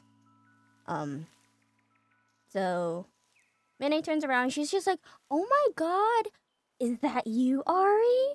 I haven't seen you in ages. And she's just like, oh my god, like, let me introduce you. Like, this is my whatever, like, wacky friend's name is. And then, like, they all cut to, like, being outside, sitting at, like, a little dining table. And, like, this is, like, kind of, like, her introduction into this universe, even though Ari at first did not have any interest in social media or, like, all of this before. Like, she didn't even have an Instagram account before. Like, she makes an Instagram account after this encounter. So, like, Mine, like, sits down with her and stuff, and then they start chatting and blah, blah, blah. And she's like, oh my god, how are you doing? And then, like, the coworker, like, leans over. It's, like, really funny, this moment. But, like, the coworker leans over, and she's just like, oh my god, like, you didn't tell me that you know, like, Oh Min Hye? Like, how can you, like, not tell me that you know someone so famous and blah, blah, blah? And then, like, why did you also look so surprised seeing her? And then Ari leans over, and she's just like, to be truthful, I didn't recognize Minhei because it looks like she had so much plastic surgery that I just didn't recognize her from when I knew her in high school. And I'm like, oh my gosh, she's so savage. I love that. And then Minhei is just like, oh my god, like, how's your life? Like, clearly Minhei doesn't know that Ari is poor, because if she knew that she was poor, she probably wouldn't even want to, like, associate herself with her anymore. But she's just like, oh my god, like, what happened? Like, last I heard, like, you got accepted into Yale. And she's just like, oh, like, let me introduce you. Like, Lackey, this is, like, my bestie from high school. Like, yeah, that's right, I know an Ivy Leaguer. And then she's, like, basically, like, trying to gain even more clout at this point by being like, oh my god, like, I'm more than just looks. Like, I have a friend that went to, like, an Ivy League school, blah, blah, blah, kind of thing. And then, like, Ari she doesn't like lying. So at first she, like, tries to say that, like, she dropped out of Yale and never finished college.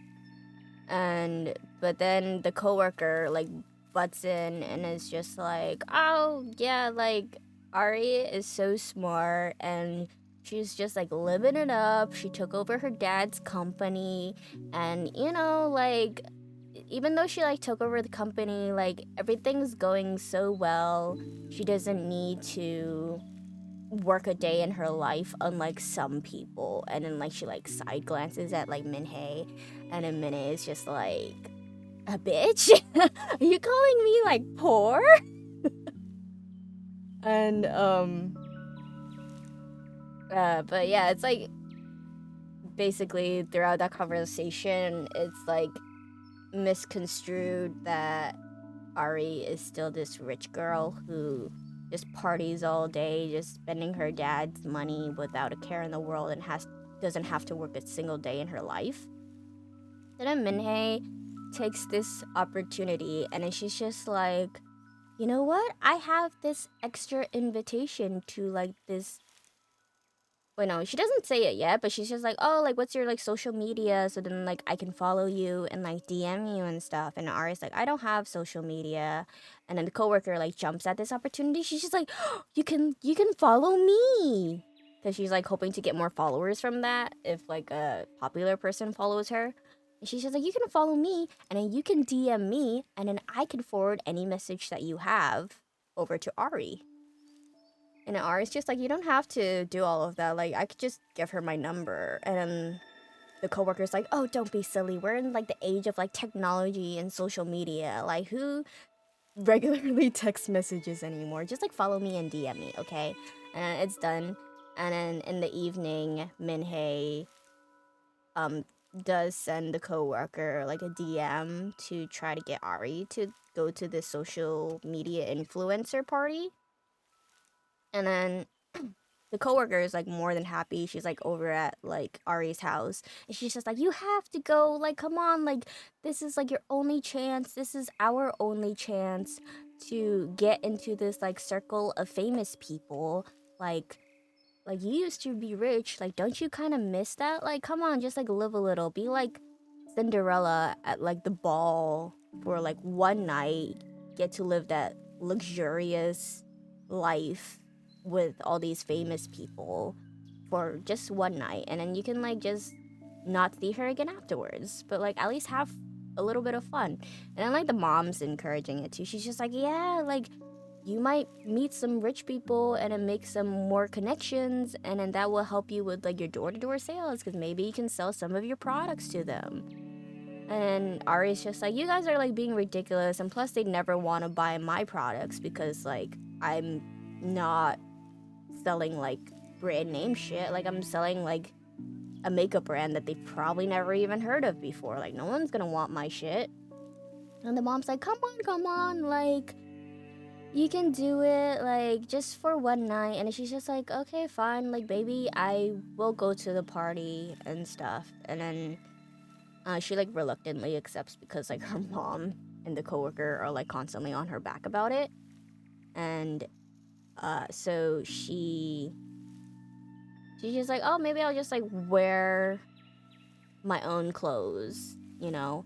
And then the mom's like, don't be ridiculous. Like, this kind of party, everyone's going to be wearing like the most expensive, magnificent outfits. Like, you can't wear like your freaking like knockoff, like brandless clothing because like you're just gonna make a fool out of yourself. And she's just like, I have the perfect outfit as like working as a tailor because somebody just brought in something that had like a loose thread that I was fixing and is like the perfect dress for you to wear.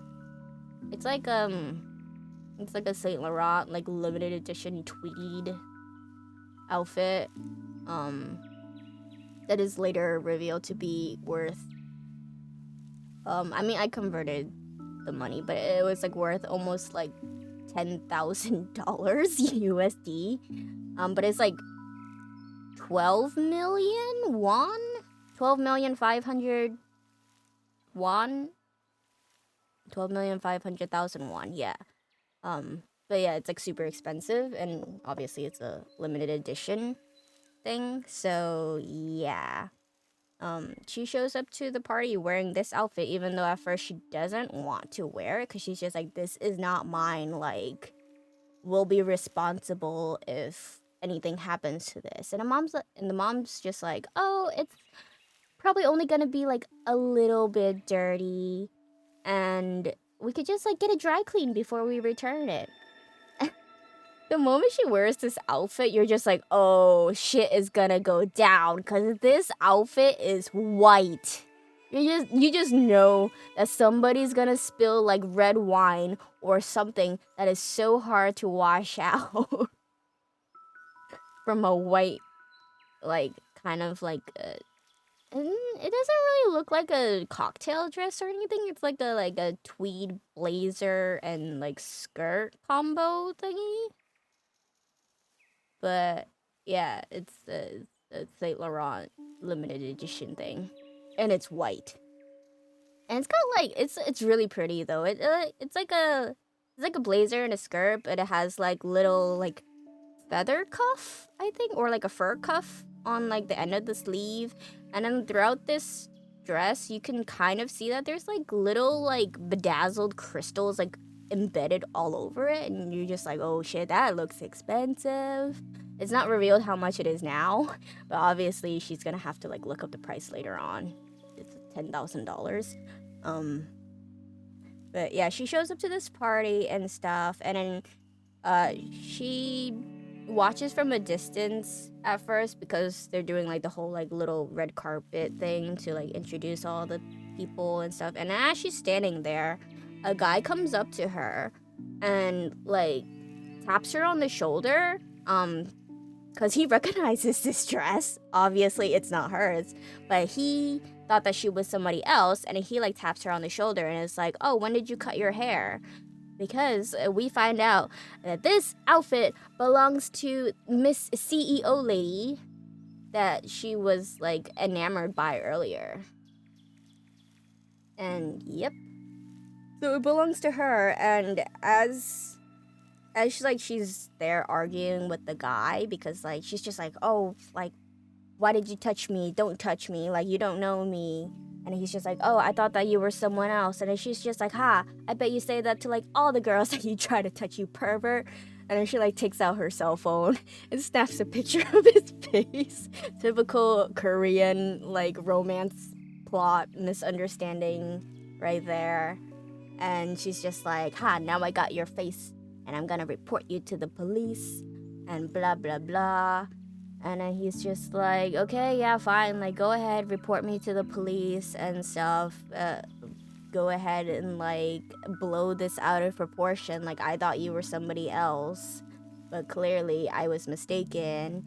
And then like she's like full on about to like report his ass to the police for like sexual harassment. And then she pauses for a moment because she remembers that she's wearing a dress that doesn't belong to her. And she's just like, oh shit, if I drag this guy to the police, it's probably going to be revealed that this dress that is not mine is on my body. So she like hesitates, and then she's just like, well, I will report you later because I don't want to ruin my night. But she just doesn't want to get taken to the police herself for like theft or something. And then she's just like, yeah, I got your picture. Give me your number, blah, blah, blah.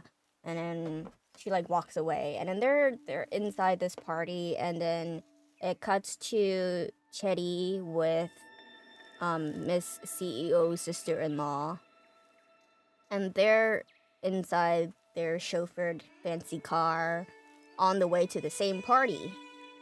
So it's gonna be revealed that that's not her dress. And then Terry's just like, oh my god, like, this party is gonna be like so amazing. There's gonna be like all the hottest celebs here or influencers here, blah blah blah. Like, you really should be on social media more yourself. Like, you could easily get like millions of followers easy being the face of your company.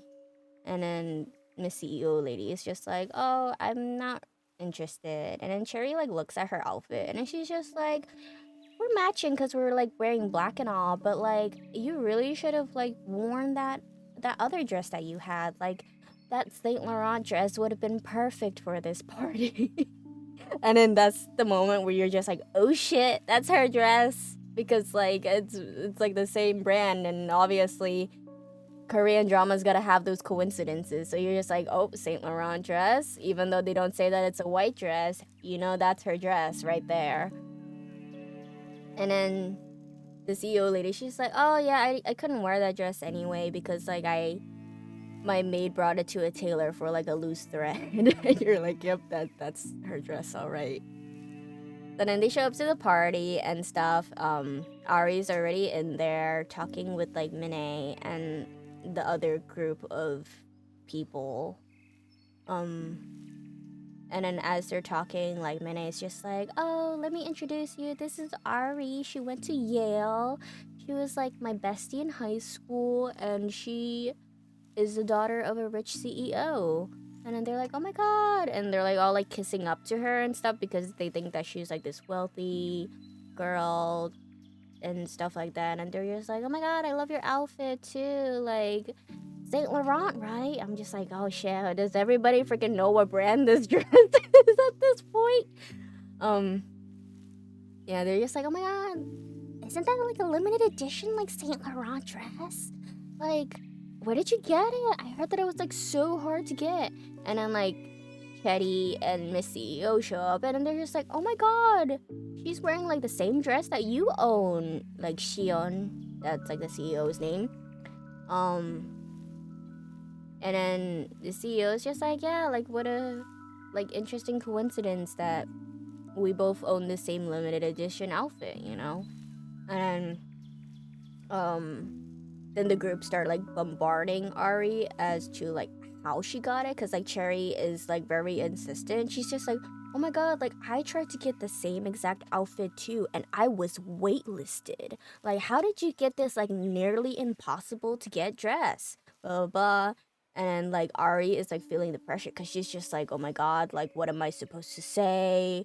I like, should I just like come out and say that this isn't my dress, that I'm not rich? Like, there's only so far I can carry this lie. And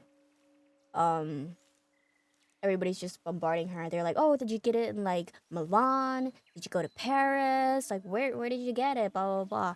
And then Jihyun actually helps her out. She's just like, London, right? And she's just like, when I bought this outfit, they said that there was like one left in stock in London. That must have been the one that you bought, right? And then Ari is just like, yeah. Yeah, this is totally the one that I bought from London. And she's just like, kind of has like a sigh of relief because like she can hold out just a little bit longer with this lie. And then you hear like a commotion outside, and it's BB Mom outside trying to get into this party because she has an invitation, but because Minnie uninvited her and then put Ari's name onto the guest list, BB Mom cannot get in because her name is not on there anymore, even though she has like the physical invitation. So BB Mom's like yelling outside. She's just like, what do you mean my name's not on here? Like, I have an invitation right here. I'm supposed to be at this party. I'm one of the top influencers. You cannot not let me in. And then at some point, somehow she does get in. I don't know how. Because like security was just like, back off, lady. You're not invited. You're off the list. And BB Mom comes in, and then she's just like, oh, Minnie! And then she like comes up to her and slaps her in the face.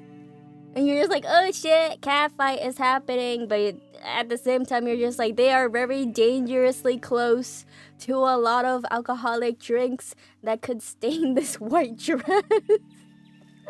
And so like, oh, this is like such a really catfight moment right now, because like BB Mom grabs Minnie by her hair. She has like really long curly hair, and she like grabs like a fistful of her hair, like very close to like her scalp, and she's like tugging at her, and she's just like, you bitch, I'm the one that made you famous. You were nothing before me. When you met me, you only had like 3,000 followers. You were a nothing.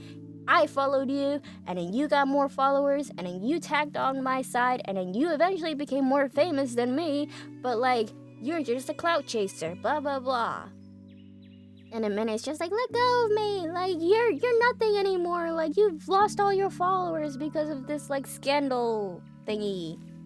And then, like, they're like all catfighty, and then, at some point, BB Mom directs her attention at Ari, and then she's just like, you bitch, I bet you're the one that like caused me to get like uninvited because like I've never seen you before, and then suddenly you're here, you're just another clout chaser too, you must be like freaking tagging onto like Minae's like coattails too, trying to like also get famous, just like the way she like leeched off me until she cut me off. And then this is the moment where you're really like, oh shit, because the BB Mom grabs red wine and throws it all over Ari's outfit, and it's stained red on this white, like bedazzled with either diamonds or crystals. It could be Swarovski crystals, it could be diamonds, I don't know. It's just really shiny. And yeah, she got wine all over the dress. That is not hers. So, yep. So Ari's pissed off. She's just like, oh shit, I can't return this dress anymore. This is probably my entire life savings or more. So, yeah, very much oof. So Ari is pissed off, and she's just like, I'm not riding on anyone's coattails. Like, this is the moment where she's just like had enough of this world already. She's just like, yeah, magic spell is broken. You got wine on this dress, so I'm just gonna say the truth at this point. There's no point in lying anymore. So she's just like, I'm not chasing anyone's coattails. Like, I will fucking say it out loud. I didn't go to Yale. I dropped out. I'm not rich. I'm a door-to-door salesman. I'm selling beauty products. I'm not nothing that like Minae has been saying about me. This dress isn't even mine. She goes out and says, she's just like, I'm gonna straight up and say it, this dress is not mine. And then like you can kind of tell that Miss CEO Lady Shihyun has like, she already had a hint of an idea that that dress that Ari was wearing was in fact her dress, but I don't know, this is like the moment where like you're kind of just like, is Shihyun a good person, or is she kind of like a conniving like puppeteer who like makes it seems like Cherry is like the queen of it all, but she is like the one pulling all the strings behind? Or is she actually a nice person? And then like you see like Shihyun, she doesn't say anything, she's like observing, and then like she kind of has like a tiny smile when Ari admits that it's not her dress, because like it confirms that it's Shihyun's dress instead. And but she doesn't say anything, you know, she's just like observing the whole time. And then Ari's just like, yeah, this is not my dress, like I've had enough of this shit, like y'all can go like fuck yourselves. I'm out of here. And then she leaves, and then by the time she gets home, she's like panicking though, because she's just like, oh my god, I destroyed this dress. And then she takes it to her mom, and her mom is just like, what did you do to this dress? Like, there's no way that I can give back this dress in this condition, being stained in wine. And then Ari's just like, oh, didn't you say that like you could just like dry clean it or something? And the mom's like, yeah, but I can't dry clean freaking wine stains away. What do you think? And then Ari's just like, I'm sure it's not that bad, you know, like we could pay back the person. And then she like looks it up online. It's 12,500,000 won, aka $10,000 USD. And her jaw drops, and she's like, oh fuck, we are so fucked. And she's like, do you think the person will take payment plans? So then like eventually it's like the next day, yeah, there's nothing they can really do about it, but like the mom and Ari are like very panicked about what will happen once the dress is returned to the owner. And Shihun goes to her maid and it's just like, oh, you said that you were taking this dress to like the tailor, right? Do you mind telling me what tailor it was so that I can personally go pick it up myself? And the maid's just like, oh, sure, like, here's so and so tailor. And then, um, as Shihun is on the way to pick up the dress from the mom, I'm trying to remember. Ari, yeah, she is at work, obviously, and she gets a phone call, and then you're just like, oh, who called her? Is it Shihun? Is it Mine being angry at the fact that Ari had lied to her and that she's not rich or famous or anything like that? And then she like pauses for a moment and she's just like, how did you get this number? And you're just like, okay, so like who could it be that's calling her? And then she shows up to like a cafe and then you see that it's like the back of the guy's head and then you're just like, oh shit, is it like the guy that like mistaken her identity from like behind the like sexual harassment guy?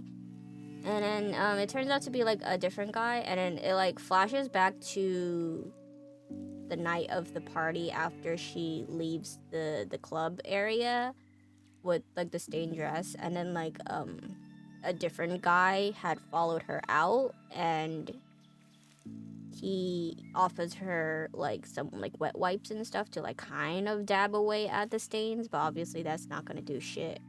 And then he's just like, oh, like what a shame, that dress really does suit you and stuff. And then he's just like, there's this aura about you, like yeah, you might not be like rich and famous and stuff, but you have like this like charisma that doesn't lose to the other girls.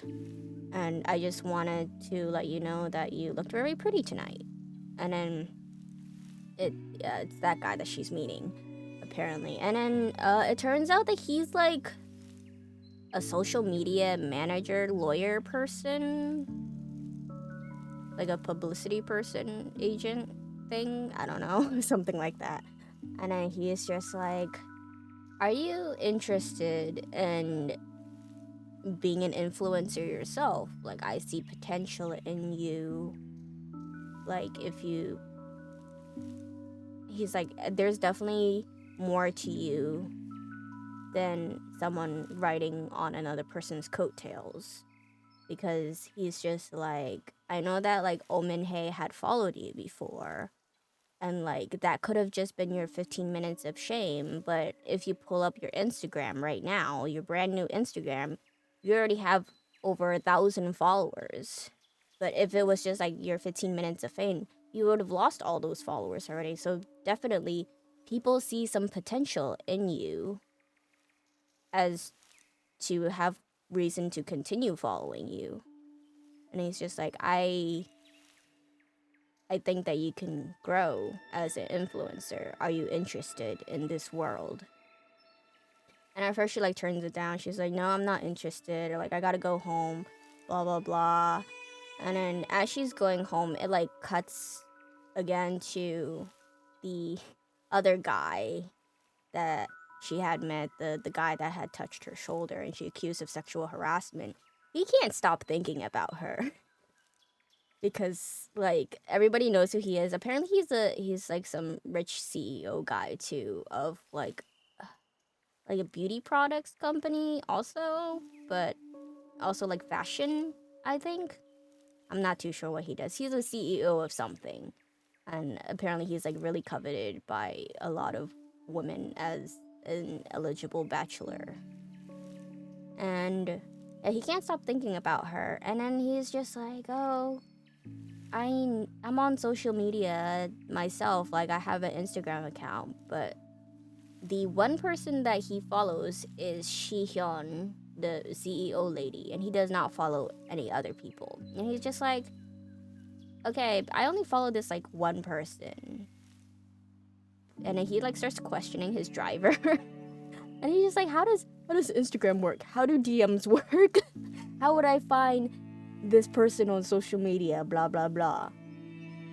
And the driver's just like, yeah, I have Instagram. Like, do you know this like person's name? Blah blah blah. Like, you can search for them by name or like or if you know their handle maybe, and then you could send a message to them, which is called a DM. And it's so funny because it's like this driver guy is like more middle-aged looking in comparison to like this CEO guy who looks like he's like in his 20s, maybe early 30s, who should be the one knowing what social media is, but it's like this older gentleman explaining how social media works to this young guy instead. But yeah, he's like trying to find her, and then he's just like, oh, I found her social media, like apparently Omine like follows her and stuff, and he like tries to send a DM, but she doesn't respond back to him, and he's just like, what does this mean? What does it mean when like you message a girl and she doesn't message back? Because obviously him being so coveted, he doesn't have these dating problems apparently. Fucking rich people. So yeah,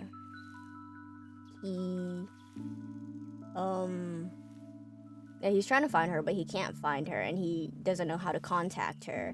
And then meanwhile, Ari goes back home, and she sees Shihyun driving up to her mom's tailoring business, and then she's just like, oh shit, like that's Shihyun, and she's just like, could it be that dress really is hers? Like, this confirms all her suspicions because she knows she has the exact same dress.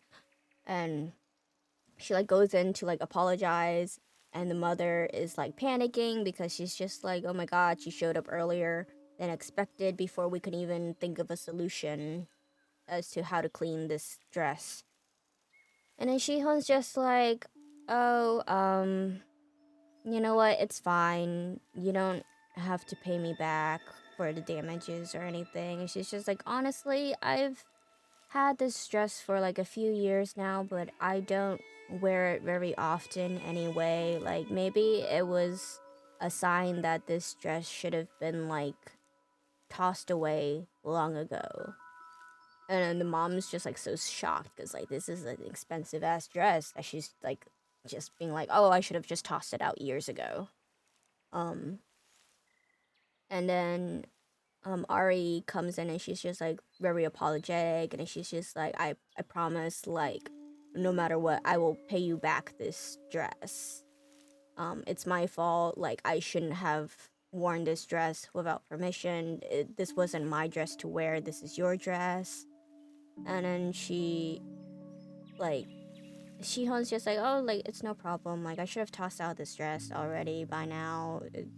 Like, you didn't really do anything. And then she's just like, seeing your life as is without the facade of being like Yale graduate and whatnot, she's just like, oh yeah, you're probably just gonna spend like years at this point trying to pay me back. Like, don't worry about it. And then she's like about to leave, and Ari's just like, no, like, I promise I will pay you back. And then she like hands over her like bank card, and then she's just like, this is 6 million won, which is like half the amount ish kind of the dress. But that's literally her entire life savings ever since she's been broke. So that's like $5,000, I guess. And she's just like, take this money, it's 6 million won. This is my entire life savings that I've made from the bit I've been able to like save up over the years. And she's just like, I promise I will pay you back the rest of the amount. Like, I'm so sorry for ruining this dress. Like, I know it's probably not a big deal for you, like $10,000 probably nothing to you, but like, I still feel like I'm in the wrong, so let me pay you back. And then Shihyun like gives back her card, and then she's just like, you are very different from a lot of young women that I know in my life. They really should take a page from your book and learn to be more humble like you. And she's just like, but like I said, you don't have to return it. Like, I should have tossed out this dress long ago. I don't wear it. And then Shihan goes into her car, drives away, but then she like pulls off to the side. And you can clearly see that this is the moment where she's actually kind of distraught because this dress actually is significant to her. And then this is the moment that you find out why Shihyun is the only one that the rich guy is following, is because Shihyun and the guy used to date. But I guess for some reason they had broken up or something. But yeah, you see like a flashback of Shihyun wearing this exact white Saint Laurent dress. Yeah, oh snap. um Yeah, so she used to date that guy, apparently. And now the said guy is low key or high key interested in Ari now. But yeah, you can see that she's very sad that this dress is destroyed. But she's just like, yeah, it's probably my sign to. Yeah, I don't know. Because, like, I know that there's, like, a lot of Korean dramas where, like, a character starts out as good, but then when they find out that the person that they liked is interested in the main girl, they turn bad. And you're just like, is it gonna be that situation where even though Shihyun is married to another man, the moment she realizes that, I think the guy's name is Jun Kyung, the moment she realizes that Jun Kyung is interested in Ari, will she turn bad and start sabotaging Ari too, and then become like the other influencer girls who are bad? And then yeah, eventually Jun Kyung does find Ari, but because she never responded back to his DMs and stuff and he couldn't get in contact with her, she gets a phone call from the police. And then she shows up to the police station not knowing what the hell is going on, like why they called her. And then the friggin' police inspector person like is just like, oh, you must be Ari, like. And then she says like, yeah, I'm Ari, like why did you call me? Is there something wrong? And then you're just like, oh, did Shihan change her mind and then reported her for like theft or like destruction of property or something to get her to pay back anyway? And no, it's Jun Kyung. He turns around and he's just like, you said that you're gonna report me to the police for sexual harassment, but you never did, so I turned myself in. I'm just like, this fucking idiot. He's just like trying to like riz her up from the police station, and the police officers are so done with him. They're just like, yo, this is like nothing. Like, get the fuck out of here. Like, turning yourself in for sexual harassment for touching her on the shoulder. They're just like, get out of here already. You found the girl. Go away. So then, yeah, Ari is like talking to him. And then she's just like, why did you turn yourself into the police? And he's like, oh, well, like, I gave you my phone number. And I tried to DM you on Instagram, but you never responded back. And you said that you were gonna report me to the police. So I thought I'd turn myself in since you were going to turn me in anyway. I know, he's so desperate. It's really funny though. And then he's just like, oh, I just, you like caught my attention because like you see that he was like hanging out like kind of like in the bar area of like where that party was, so he like saw the whole catfight interaction and stuff like that, and he's been like kind of like, she's different from other girls ever since then. Like from the moment he met her and her like accusing him of like sexual harassment and calling him a pervert, and that him tapping her on the shoulder and saying like, oh my bad, I thought you were someone else, was like another pickup line and shit. He thought that she was like very interesting. It's really funny. So yeah, he was just like, oh, like I was just like curious about you, blah blah blah and stuff. And then she's just like, I'm so done with your shit. Fine, I'll like respond to your DMs and whatnot. And then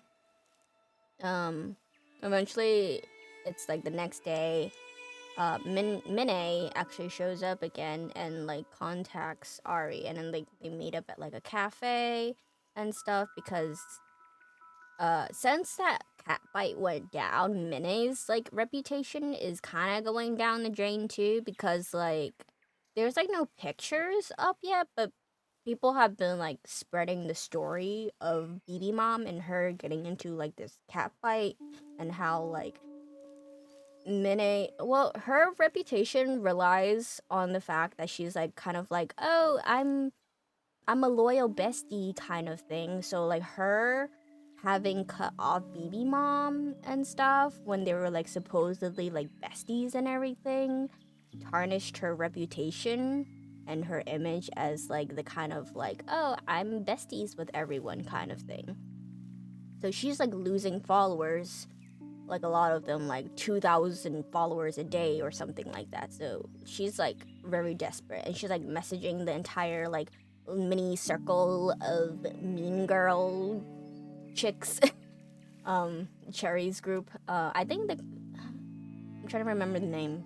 They call themselves the Goblin Society. I don't know what that stands for. Literally in the subtitles, they still call it Goblin Society. So I don't know if that means something.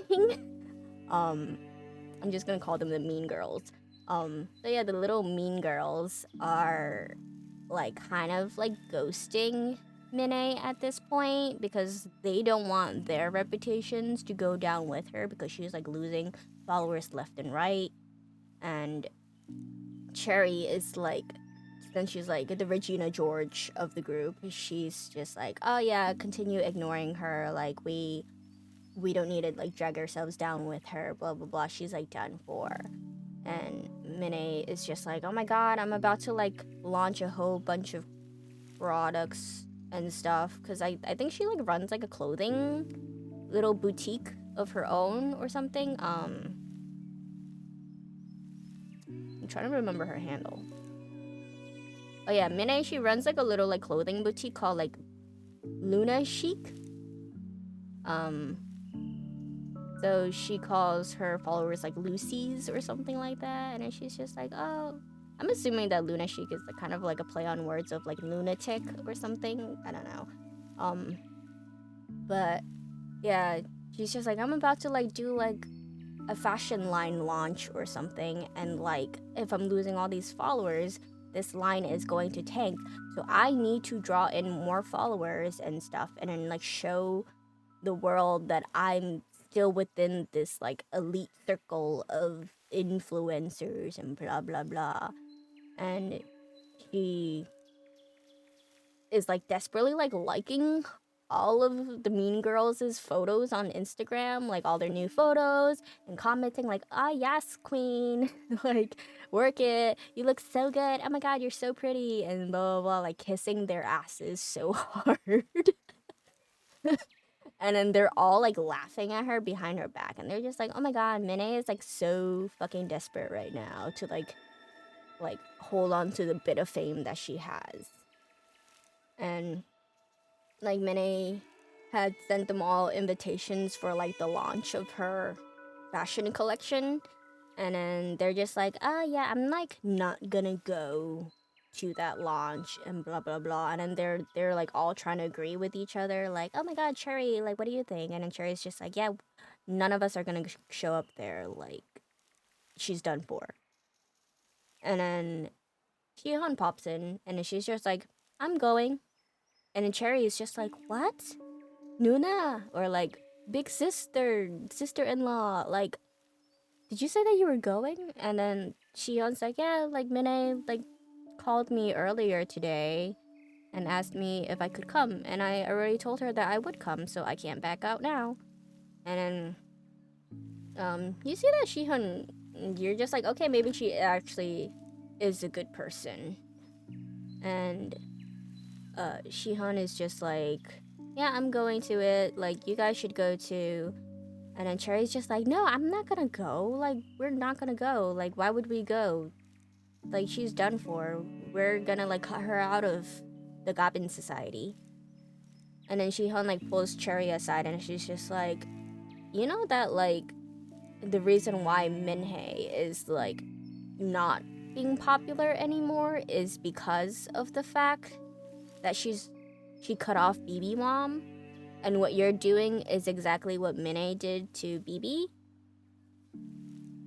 So, like, you doing this exact same thing, not supporting her for her launch and stuff, and cutting her out of this Gabin society, you're gonna harm your own reputation by doing what she did, and why she's not becoming famous.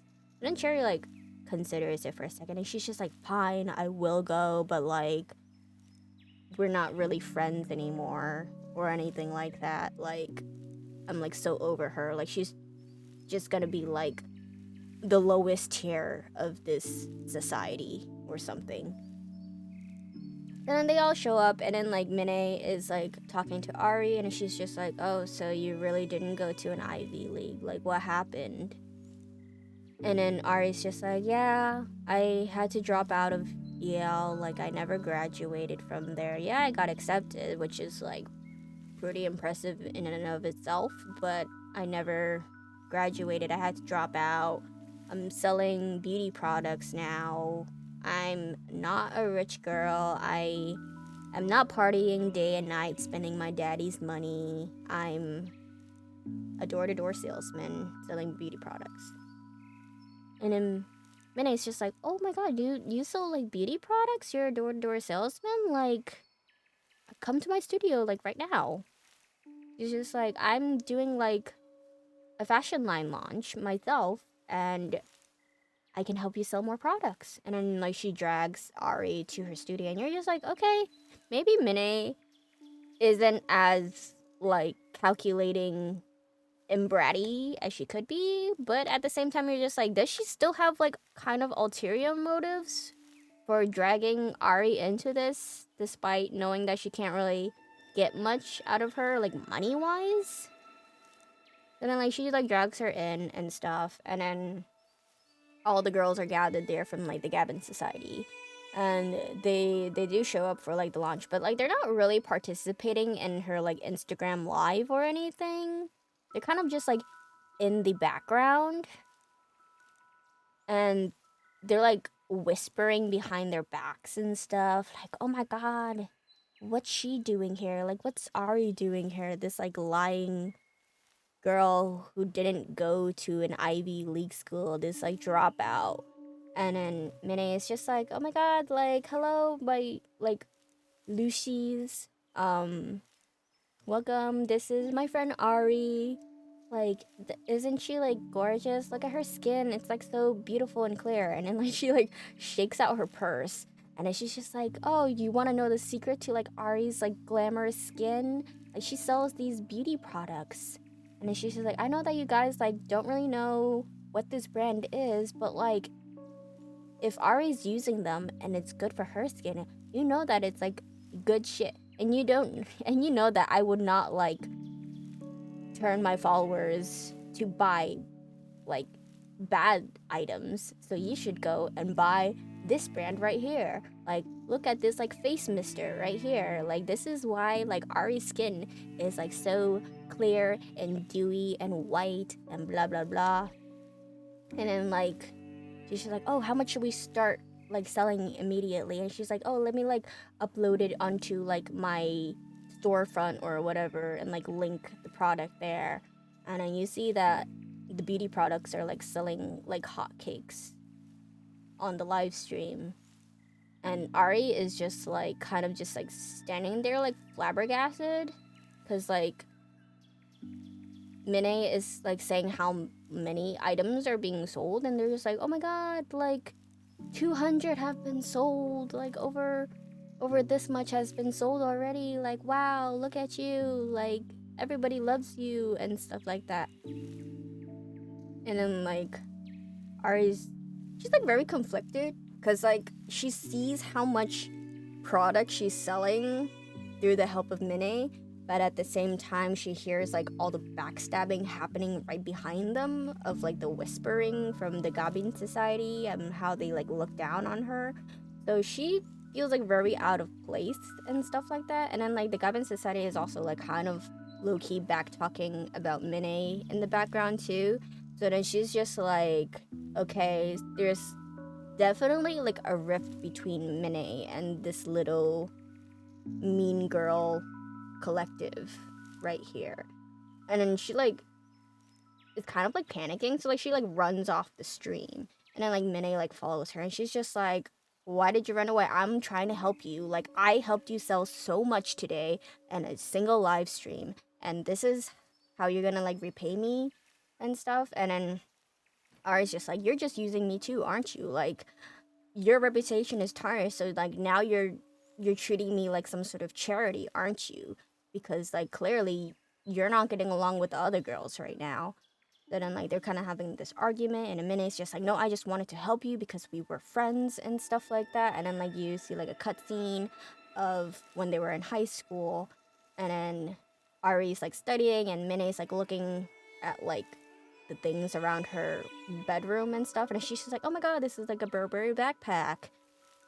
Like I've been wanting to save up money to buy one of these and stuff like that. And Ari's just like, oh, I don't really like that bag. You could just have it and stuff like that. And then you see like their positions have been like swapped basically, because like before Ari didn't care about money and stuff like that, but then now it's like she's like speechless from like selling just 200 products and stuff like that from the mere influence of Mine. And yeah, they're arguing and stuff, and then like they kind of like break off their friendship at that moment, because Mine's just like, oh, that's how you see me? You think that I'm treating you like a charity case and stuff? She's just like, I just wanted to help you because back then you were nice to me for being beneath you. And she's just like, you're not that rich girl anymore though, and like if you're not gonna take my help, then like F you and stuff. And then she like goes back up, and then you see that Shion's like at the top of the steps, because when Ari ran off, she forgot her bag and all her beauty products and stuff like that. So Shihan had like ran after the two to try and give back the stuff. And then Shihan's just like, oh, I didn't mean to like eavesdrop or anything, but you forgot your bag. And she doesn't really say anything else. And then Ari is like feeling kind of guilty at this point, because she's just like, oh, maybe Mine wasn't treating me like a charity case. Maybe she did actually want to help. And just like the pressure of the group got to me. And yeah, so she just like feels really bad, and then like she like opens up her Instagram again, and then she sees that she got even more followers. She has like over 2,000, maybe 3,000 ish now from that live stream, because like people are just like, oh my god, your skin's so good, blah blah blah. What's you're so cool. Your style sense is like different from the others. Theirs is like very like glamorous and stuff like that, but yours is like the more cool type with like leather jackets and like baggier clothing, like a more hip hop style or something. I don't know. um, and then she's like kind of like drawn to like this fame now of like suddenly like mind you, this has been like probably within the span of like 2 to 3 days for her. So like the fact that she went from not having an Instagram account to suddenly having like 3,000 plus followers, kind of like almost nearly overnight, is like baffling to her. So then she like considers like the guy that had tracked her down, not the rich guy, the social media manager guy instead. And like she considers his like deal, and she's just like, well, technically, I also have to make more money to pay back Shihyun for the dress, even though she said that I didn't have to pay her back. And she contacts that social media guy, and she's just like, okay, I'll like take your deal. I will listen to your advice on how to continue growing my social media presence and becoming an influencer. And he's just like, oh, cool beans. Like, let me contact someone who is going to help you with that, because there's also someone that needs you also to like improve their image because I was just hired by a client and I'm supposed to be having to get their follower count up again. So the one he contacts is Minnie right after they've had their fight too, nonetheless. And then he's just like, "Oh, Minnie, like perfect. Like I have the perfect solution on how you're going to get your follower count back up to how it was before the cat fight with BB Mom." Minnie is like pissed off and she's like, what the fuck is she doing here? Like, I don't like Ari at all. She's a bitch. We had a fight, blah blah blah. And he's just like, aren't you aware that like your whole reputation is based on being like besties and loyal? So you need to have someone become your loyal new bestie person. And Ari is the perfect one because like unlike you, she doesn't originally, like, she's not rich, basically. Like, she's different from other people. Like, she has this charisma. She's been drawing her own following that's more than simply you and the others following her.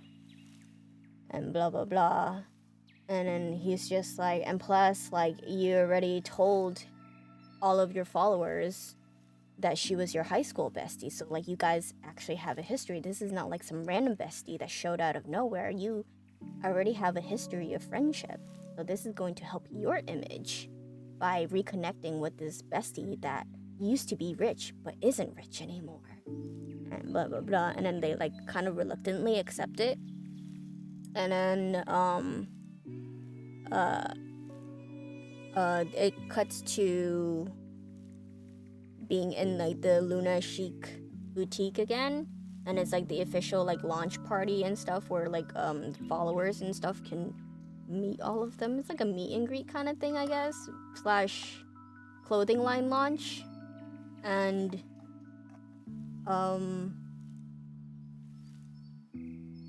yeah, they're like all taking like selfies and stuff together, and then like all the other Gebin Society people are also kind of there too, but they're still kind of just like side-eyeing and still being very catty and talking behind their backs and stuff like that. It's a very, very toxic circle of friends right there, if you can even call them friends. And they're just like, oh, like what's Ari doing here? Like, oh, like I heard that like the Mr. Social Media guy said that like Minnie and Ari need to be like besties to like improve Minnie's image and stuff. And then I don't remember what happens next. Oh,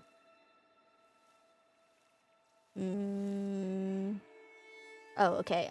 In the middle of all of their selfies and stuff, there's two followers that come up to Ari specifically, and they're like, "Oh my God, you're so Ari, aren't you?" And she's just like, "Oh, you know me?"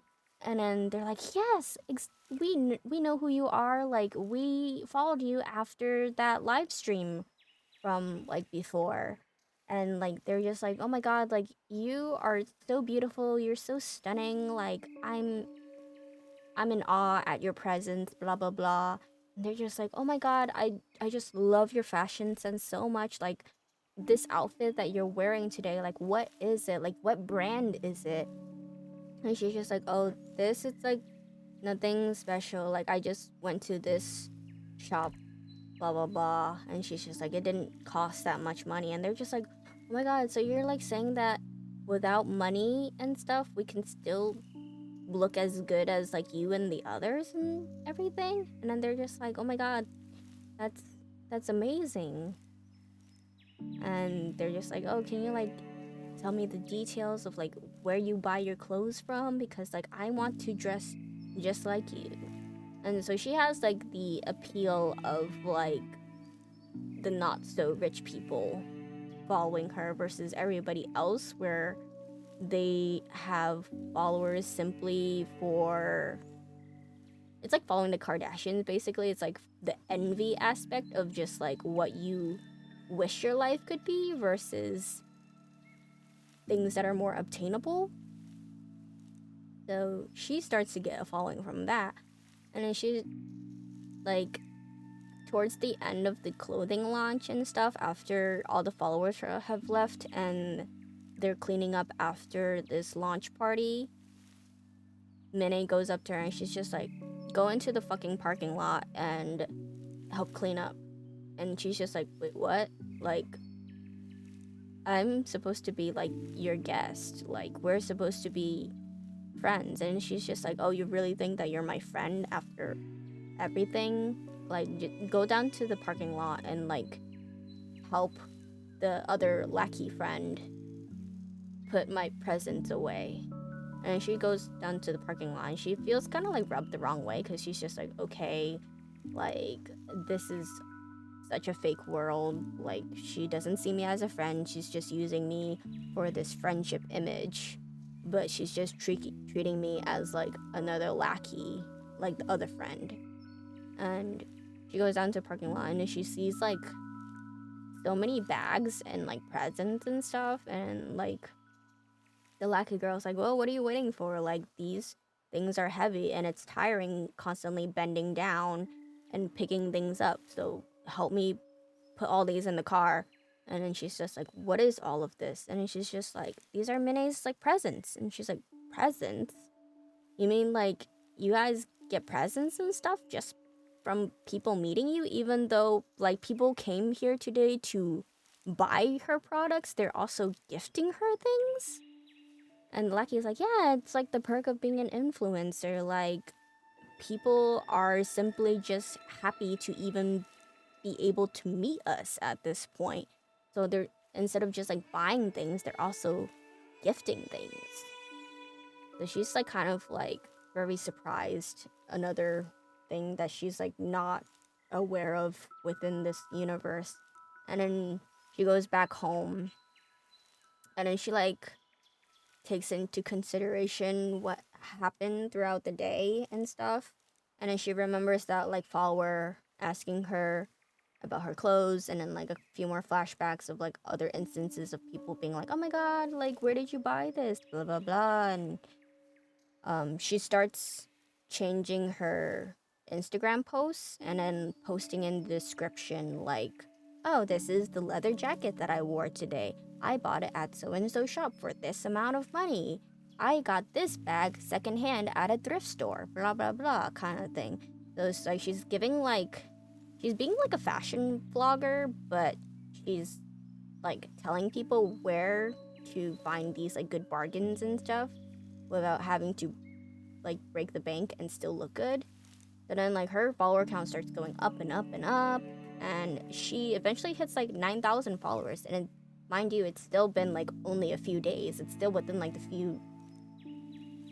same night even as like this launch party, and she's up to 9,000 followers. And then she like contemplates, and she decides to bank those 9,000 followers on this very, very risky move. She made. Oh, hello, welcome in. I'm not actually playing right now. I haven't been playing for like at least an hour, because I'm doing a story time about a K-drama that I'm watching right now called Celebrity that's on Netflix. So where was I? Oh yeah, she banks her 9,000 followers on this very risky move at this moment. I don't know. I'm talking about K-dramas. She banks her 9,000 followers and sees if this risky move will either make her lose all of her followers all at once, or being so controversial that she gains followers even more than she has after this little taste of fame. So she pastes like, well, she posts like this black screen photo, kind of like when people were doing like the Black Lives Matter and then they just posted like a black square and then like just write in the description instead. So she does that. She posts like a black screen, and in the description she like writes like, "Stop calling me princess. I'm not a princess. I'm poor. Stop admiring me and saying that you want to be like me and blah blah blah. I'm not someone great to be like looking up to and blah blah blah. Like frankly, all of these girls you should not be like looking up to at this point." And she like literally calls everyone out, and she's just like, "Stop being like their lackeys.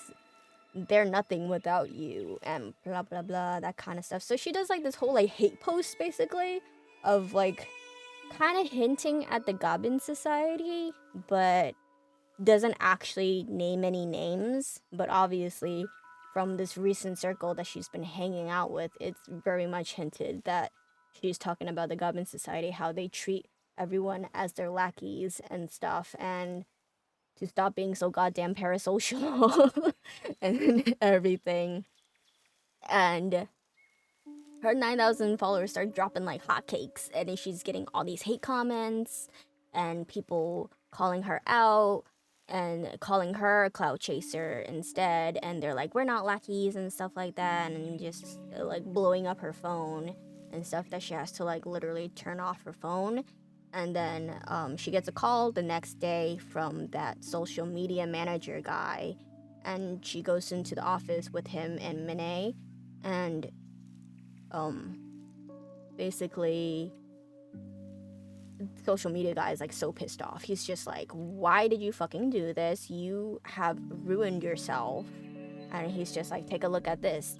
And then she sees that somebody made an Instagram account called Maid Ari, because like she's like the poor influencer girl, but like she's getting like, it's like literally a hate account where like people are like photoshopping like blood coming out of her eyes, or like her neck slit, or just like a whole bunch of like death threats and stuff like pasted all over. I don't know how that even passes, why that account has not already been taken down or anything. But yeah, she has hater accounts now for calling followers lackeys and parasocial, and saying that they're nothing more than simply lackeys.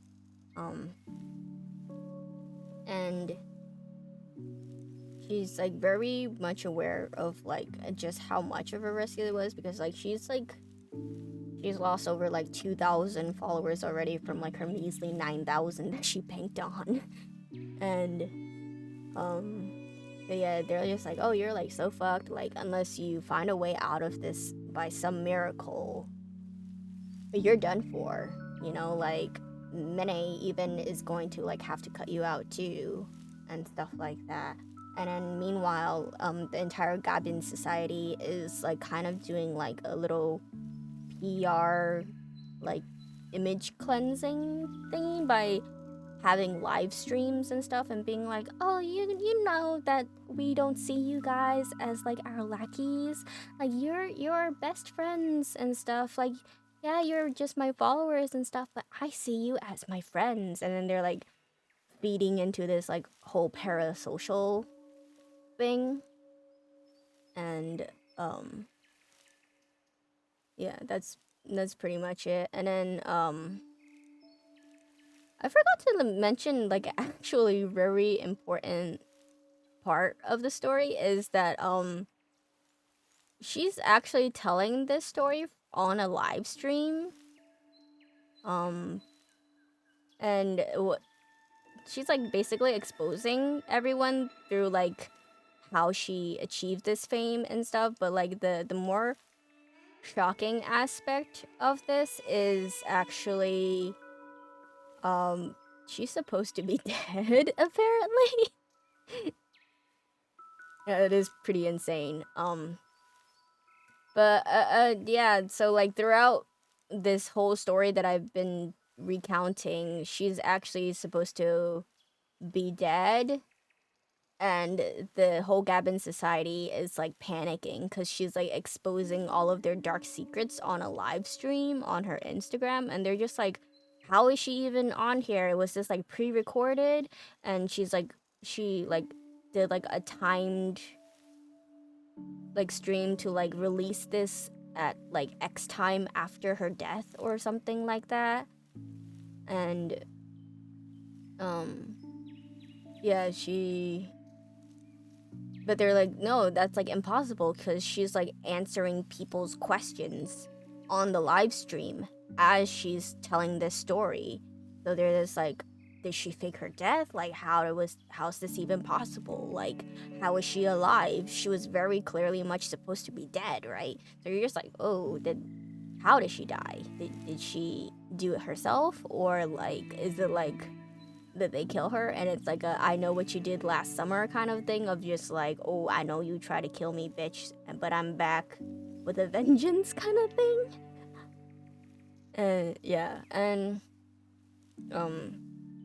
so yeah, she's like I said, she was like losing followers. And then this is the moment where you think that she's gonna fall, but she actually rises back up like a phoenix, and she actually gets approached by Mr. Rich Guy. Mr. Desperate Rich Guy. K-dramas are very wild, and I very much enjoy retelling them. Even some of the most like wildest movies that I've seen are like Korean ones too, honestly, too. Probably for like shorter story times, I will probably talk about movies instead of entire K-dramas from memory. But yeah, Mr. Rich Guy Jun Kyung shows up and he's just like, I see you're in trouble right now and you're about to lose all your followers. I can help you there. And he's just like, what do you think about me sponsoring you? Because he got a thing for her. He's trying to get with her. He's trying to slide into those DMs. Well, he already did try to slide into the DMs, but she didn't respond. But he approaches her and he's just like, haha, the time to be a knight in shining armor and be the one to save her ass this time, and maybe she'll give me some attention. Closest I've seen, I forget the name, but it's a live action movie where everyone's trying to survive zombies while being stuck on a train. Oh, you're talking about Train to Busan. Yeah, that's like one of my favorite zombie movies. Yeah. It's about like a dad and his daughter on a train, right? And then they're trying to go to Busan, and then there's like a zombie passenger that like snuck on and it's like spreading the zombie virus to all the other passengers while they're like trying to move to like the front of the train and avoid the zombies until they get to the city that they're trying to go to. Yeah. I know what you're talking about. I watch a lot of Korean media. Yeah, Jun Kyung, he comes up and he's just like, yeah, I have this offer. I'm gonna proposition you and be your sponsor, and you're going to be like the influencer for my brand, basically. And then they do like a little like photo shoot moment, like kind of like a makeover, but not really a makeover because she's like pretty already. But now she's like wearing not thrifted clothes, I guess, which somehow I don't know. But yeah, she's like glammed up and stuff, and then Gabin society is shook by this because, like I said, Jun Kyung is like a very eligible bachelor, and all of them have basically been trying to get with him and stuff. Like Cherry, you can see that Cherry like really has the hots for him, but he doesn't give her the time of day because he knows that she's a bitch and a brat. So he does not like her at all. But Cherry's just like, Oppa, all the time. Like, give me attention. Like, we're perfect for each other because I'm the #1 social media influencer and you're this hot CEO of a fashion line brand thingy. And yeah, so Gabin Society is just like, when did they even have the chance to meet? Like, how does Ari know Jun Kyung? Like, when did she get this opportunity to be like sponsored by him and whatnot?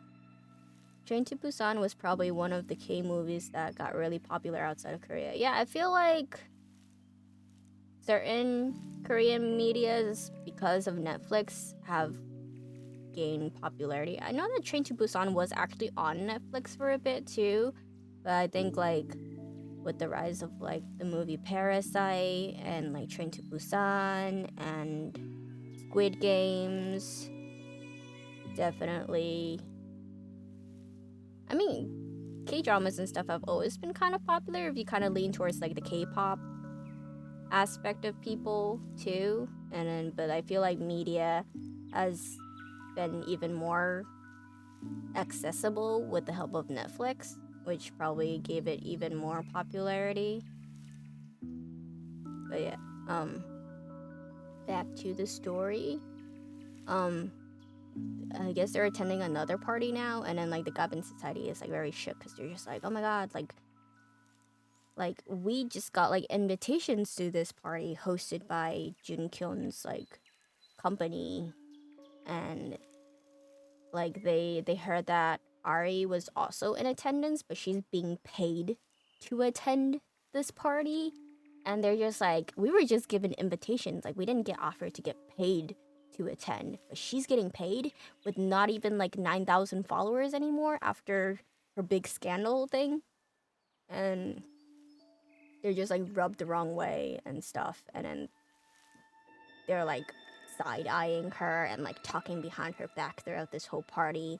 And then I guess like this woman comes up that we haven't seen before, but it's insinuated that she's like really famous. She's either like an actress or like on a TV show or maybe even like a news anchor or something, because like people are just like, oh my god, I haven't like seen you in the longest time, like you're so busy with like TV. That's all they really say about her. And they're just like, yeah, like, oh my god, it's been like ages since I've talked to you guys, blah blah blah. And then the news anchor cuts off Cherry mid conversation, which pisses off Cherry because she cuts off Cherry. Not only did she do that, but the reason why she cut her off was because she saw Ari in the corner, and she's just like, "Oh my god, is that so Ari? Like, I need to go talk to her." Because there's like a rumor that Ari and Jun Kyung are now going out. So this news anchor, probably lady, goes up to Ari and then like pushes like Cherry to the side, which makes her so pissed off. And then the news anchor is just like, "Oh my god, you're so Ari, like I love like your social media presence and blah blah blah," and like is very much kissing up to Ari. And then Ari is just like flabbergasted. She's like, "I've seen you on TV before and you're talking to me saying that you're my fan?" So yep. um And then Cherry is like super pissed off at this point, and she like goes up to like this news anchor lady, and it's just like, "Oh, you're only like talking to Ari because you're trying to renew your contract that's gonna end soon, and you're trying to kiss her ass because you think that she's dating Jun Kyung. Well, I'm gonna tell you right here and right now, there's no chance that Ari and Jun Kyung are dating," and blah blah blah blah blah. And then she's like yelling at this news anchor lady, and I'm like, everybody just pours wine on each other. So freaking Cherry pours wine all over this news anchor lady who also seems to be wearing white. Everybody is just waiting for the opportunity to get wine on their outfits by wearing white. God damn it. Stop wearing white in this drama.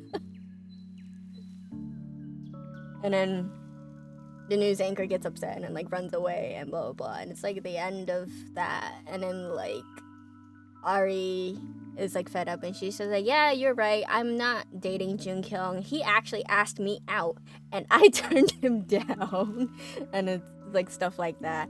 And then meanwhile, throughout their like kind of like cat fight, Jun Kyung is like observing from like this separate room above this party area. It's kind of like a closed off room above with like a whole glass panel, so he can see everything that's happening. And he sees that like kind of like a fight is ensuing, but he's not doing anything about it. And then standing next to him is Shihyun, the CEO woman. And then she's just like, what are your intentions with like Ari? And then you're just like, oh, does Shihyun really do still have feelings for Jin Kyung, or is she actually watching out for Ari? Like, is she jealous, or is she being like, are you playing with this girl right now, and are you gonna hurt her, kind of thing? And then Jin Kyung is just like, oh, she's like very different. She's like very interesting. Like, yeah, I've been rejected by people before, but for some reason with her, it's like it feels different. Like, I can't accept that she rejected me, basically. And he's just like, I don't know, there's just like something about her that I can't stop thinking about. And then Shihyun's like, okay, like, if you really feel like you do actually like her for who she is, and are not just being a playboy, then I will, like, let you do your thing. Like, I won't butt in. It's none of my business. I just don't want you to hurt people, because I guess, like, technically Jin Kyung has this nickname called Princess Maker, or he, like, will occasionally date, like, a girl beneath his position, and then, like, through dating him, they become famous, hence he makes them into a princess kind of thing before like dumping their asses. And so Shihyun, at this point, you're still like very wary. Is like, is she actually good, like watching out for Ari, or is she just like as catty as the rest of them? But she's just like, okay, I'll like back off if it seems that you're actually interested in her for who she is. And then that's kind of where I left off in the drama. There's probably a little bit more, but I can't really remember because it started getting kind of late. I watched this all last night. That's like 4 or 5 episodes into the drama, and there's 12 total, so I have like half of it to watch at this point. But yeah, it's like insinuated that like she is supposed to be like dead, but she's like telling this whole story and outing all of them. That's a lot of K-drama. It is a lot of K-drama. You should have seen my past live streams where I was recounting the glory, which was I wouldn't, kind of more intense. There's murder in the glory. There's bullying and there's murdering. This is like more like catfighty, like backstabbiness. I mean, well, technically 2 people are supposed to die in this drama too, but in the glory there's actual like murder. Yeah. That one was very intense on its own too. But yeah, welcome to my type of live streams where I occasionally storytell K-dramas or movies that I've seen that I think is very interesting. Especially when I get stuck in the middle of a game. I'll probably finish the rest of this like off stream, to be honest. I think I got like decently far in the game. I'm at least halfway done. I know that like technically this game can be finished in like 2 or 3 hours, but I will probably play this in frustration offline. Yeah. I mean, technically, if you watch the entire K-drama, it's like probably over 12 hours. But for me, you could get this within like a few hours at max. Because I'm trying to be detailed, but not too detailed that you could just watch it on your own. But I like to spill the tea on dramas. So yeah. It's like 5 o'clock now, so I've technically been talking for like a good few hours. It's past the 3-hour mark for streams. I'm probably gonna end stream now. Honestly, me too. I also like to be detail-oriented at times. Yeah, because I feel like there's like a lot of like juicy tidbits of like storytelling that like if I were to just cut it out, it would kind of just like lose impact and make you be less on the edge of your seats if I were to cut it out. So I like to be at least like pretty detailed, but not too detailed that you could just be better off watching it. Yeah, that's the way I storytell. I like to storytell like I'm gossiping and be like, ooh, like, ooh, she pulled her hair and like, ooh, she got wine all over her outfit. And, like, stop wearing white. You know, I like to add my own commentary to it too, which makes it more fun and interactive in its own way too. But yeah, that's where I am at in the drama right now. So you're kind of at the point where she's like still in like the baby stages of her fame, but then well, since she's telling the live stream from technically beyond the grave, you're probably the rest of the drama is gonna be like up to the climax of like her max amount of fame and then her like downfall and then her telling the story and like the conclusion of it all. So I'm going to finish the rest of this drama and then maybe eventually tell the rest of the story on a different stream. It could be tomorrow if I speed watch the rest of the drama in a single night. Because I am planning to stream tomorrow. I'm going to be drawing tomorrow, so I could probably draw and storytell at the same time. So we will see if I tell the rest of it tomorrow. I have to watch the rest first also. So we'll see. Anyway, I'm going to be ending stream. As an autistic individual, I do tend to go deep into a lot of topics, and it is hard for me to know when to stop, but it is nice to discuss your special interests with people. Yep. I do tend to rant a lot too. I very much know it, but that's kind of the reason why I've been like leaning towards these like little like story time streams and stuff, because and sometimes I watch shows that are kind of like triggering for people to watch on their own.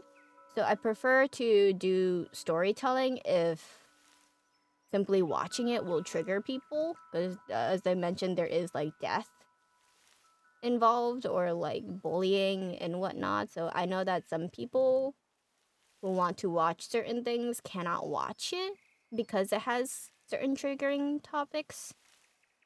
So, not that I'm like making it lighthearted or anything, but I feel like without the actual visuals of like bullying and stuff, like with the glory, with the whole burning her with the hair curler thing versus me just telling the story, it like makes it less triggering, I guess. So it's still pretty bad though, but yeah. Thanks for joining in and listening to me rant and not finishing this game because I cannot focus on jumping while storytelling apparently. So I'm going to stream tomorrow, probably same time as last weekend, around like 1ish. Probably like 1 p.m. I'll be doing my art stream, and if I finish the rest of the drama tonight, I will tell the rest of it tomorrow. So, bye! Thanks for coming, and have a good night.